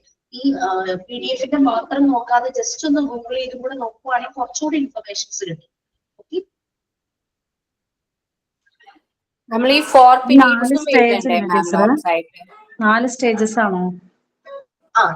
2 സ്റ്റേജ് ആണ്, ചൈൽഡ്ഹുഡും അഡൾട്ട്ഹുഡും. ഓരോ സ്റ്റേജിനെയും 2 പീരീഡ് ആയിട്ട് ഡിവൈഡ് ചെയ്തിട്ടുണ്ട് അല്ലെ? അപ്പൊ 4 പീരീഡ് വന്നു. 4 പീരീഡ് അല്ലെങ്കിൽ 4 ഫോർമേറ്റീവ് പ്ലെയിൻസ്. ഈ 4 പേര് വെച്ചിട്ട് ഓരോ പീരീഡ് ഓരോരുത്തർ പറഞ്ഞാ പോരെ? അത് നിങ്ങൾ തമ്മിൽ ഡിസ്കസ് ചെയ്യോ? ആരാർക്ക് എല്ലാവരുടെയും കയ്യിൽ ആ നോട്ട്സ് വരുന്നത് നല്ലതായിരിക്കും. അതിന് ഒരാൾ ചെയ്തിട്ട് ബാക്കിയുള്ളവർക്ക് ഷെയർ ചെയ്യാം. ഒരു ഗ്രൂപ്പ് ക്രിയേറ്റ് ചെയ്താലോ ടീച്ചറെ? ഫസ്റ്റ് സ്റ്റേജ് കുറച്ച് കുട്ടികളെ ഏറ്റെടുക്കുക, എന്നിട്ട് അവരൊക്കെ സെക്കൻഡ് സ്റ്റേജ് കുറച്ച് കുട്ടികൾ. അപ്പൊ എല്ലാവർക്കും ഒരാൾ ഒറ്റയ്ക്ക് ചെയ്യുന്നതിനേക്കാളും 4 പേര്, നിങ്ങൾ എത്ര പേര് എനിക്ക് അറിയില്ല കേട്ടോ, 5 പേര് ചേർന്ന് ഫസ്റ്റ് പീരീഡ് എടുക്കും, അടുത്ത 5 പേര് സെക്കൻഡ് പീരീഡ്. അങ്ങനെയായിട്ട് നിങ്ങൾ എല്ലാവരും കൂടി റെസിപ്രോക്കൽ ഹെൽപ്പ്. ഫസ്റ്റ് പീരീഡ് ചെയ്തവര് ബാക്കിയുള്ളവർക്ക് അവരുടെ പീരീഡിനെ വെച്ച് പഠിപ്പിക്കുന്നു. സെക്കൻഡ് പീരീഡ് ചെയ്തവര് ബാക്കിയുള്ളവരെ നിങ്ങൾ കളക്ട് ചെയ്ത ഡേറ്റ വെച്ചിട്ട് പഠിപ്പിക്കുന്നു. റെസിപ്രോക്കൽ ഹെൽപ്പ്, അതൊരു മോണ്ടിസോറി മെത്തേഡാണ്. ഞങ്ങൾ മെന്റൽ ഹെൽത്ത് പ്രൊഫഷണൽസ് ചെയ്യുന്ന ഒരു കാര്യം. നമ്മൾ ഈ ഓൺലൈനായിട്ട് ക്ലാസ് എടുക്കുമ്പോഴും ഭയങ്കര ഫീസാണ്. അത്യാവശ്യം ഫീസ് ഉണ്ട്. 2,000-2,300 ഫീസ് ഉണ്ടല്ലോ. ഞങ്ങളിപ്പോ ഒരു 10 പേരുണ്ടെങ്കിൽ നിങ്ങൾ എന്താ ചെയ്യുന്നതെന്ന് വെച്ചാൽ ഒരു കോഴ്സ് ഒരാൾ പഠിക്കും. അപ്പൊ ആ ഒരാൾ പേ ചെയ്താൽ മതിയല്ലോ. എന്നിട്ട് അയാൾ ബാക്കി എല്ലാവരും പഠിക്കും. പിന്നെ അടുത്ത കോഴ്സ് വരുമ്പോൾ അടുത്ത ആൾ പഠിക്കും. അപ്പൊ അയാൾ പേ ചെയ്യുന്നു, അയാൾ ബാക്കി എല്ലാവരും പഠിപ്പിക്കും. ദാറ്റ് മീൻസ് അതൊരു മോണ്ടിസോറി മെത്തേഡാണ്, റെസിപ്രോക്കൽ ഹെൽപ്പ്. ഒരു സഹായം അങ്ങോട്ട് ചെയ്യുമ്പോൾ തിരിച്ചൊരു സഹായം ഇങ്ങോട്ട്. ഓക്കെ, നമ്മളെ ഗ്രൂപ്പില് കുറച്ച് പേരില് ഇങ്ങനെ ആക്കിയിട്ട് സെലക്ട് ആക്കാം, എന്നിട്ട് ചർച്ച ചെയ്തിട്ട് റെഡി ആക്കാം അടുത്ത ക്ലാസ് വരുമ്പോഴത്തേനും. സൈൻ ഔട്ട് ഉണ്ടോ? ഇത് ക്ലിയർ ആയല്ലോ? ഇത് ഓക്കെ അല്ലേ? അക്സെപ്റ്റബിൾ ആണോ? ഓക്കെ ആണ് മിസ്സേ.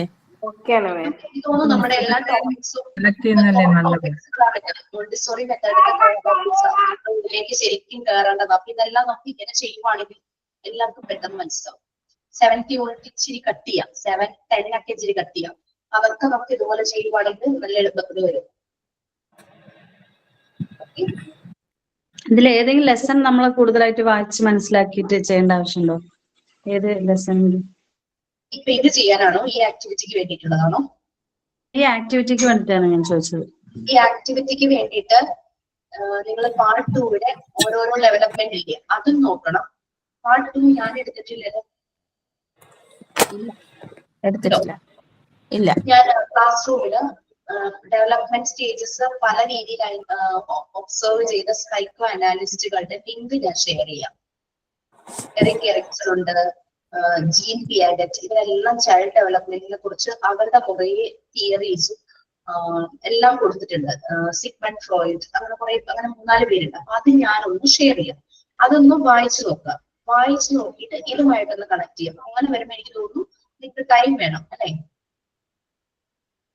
അതെ കുറച്ച് ടൈം വേണം. അപ്പൊ നെക്സ്റ്റ് വീക്ക് ഞാൻ ഇതങ്ങ് കംപ്ലീറ്റ് ചെയ്യും. അപ്പൊ നെക്സ്റ്റ് വീക്കിൽ കിട്ടും. അപ്പൊ നെക്സ്റ്റ് വീക്കിൽ വരുമ്പോൾ നിങ്ങളുടെ പ്രോഗ്രസ് ഒന്ന് എന്നോട് പറഞ്ഞാൽ മതി, എവിടം വരെ ആയി വർക്ക് എന്നുള്ളത്. അങ്ങനെ പോരെ? ഓക്കെ. നമുക്ക് അങ്ങനെ ചെയ്യാം. ഓക്കെ, സൈൻ ഔട്ട് ഉണ്ടോ? ടീച്ചർ സൈൻ ഔട്ട് ഉണ്ട്, ഞാനാണ്. ഒരു കവിത ചൊല്ലട്ടോ ടീച്ചർ?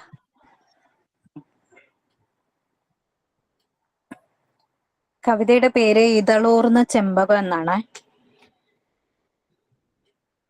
മൂന്തിക്കു മൂക്കേറ്റ മൂന്തിയിട്ടപ്പൻ 3 കാലിൽ വന്നിട്ടു നാളേറെ, കൂരയിൽ എരിയുന്ന റാന്തലിൻ വെട്ടത്ത് എരിയാതെ എരിയുന്നു 3 മക്കൾ. കഥനത്തിൻ കനലെരിച്ചു കൊണ്ടമ്മയ നോവിന്റെ അന്നം തിളപ്പിക്കയാണ്. വെന്തുവെന്തങ്ങനെ പാകമാകുന്നതോ അമ്മ തൻ നെഞ്ചിന്റെ ഉൾത്തുടിപ്പും.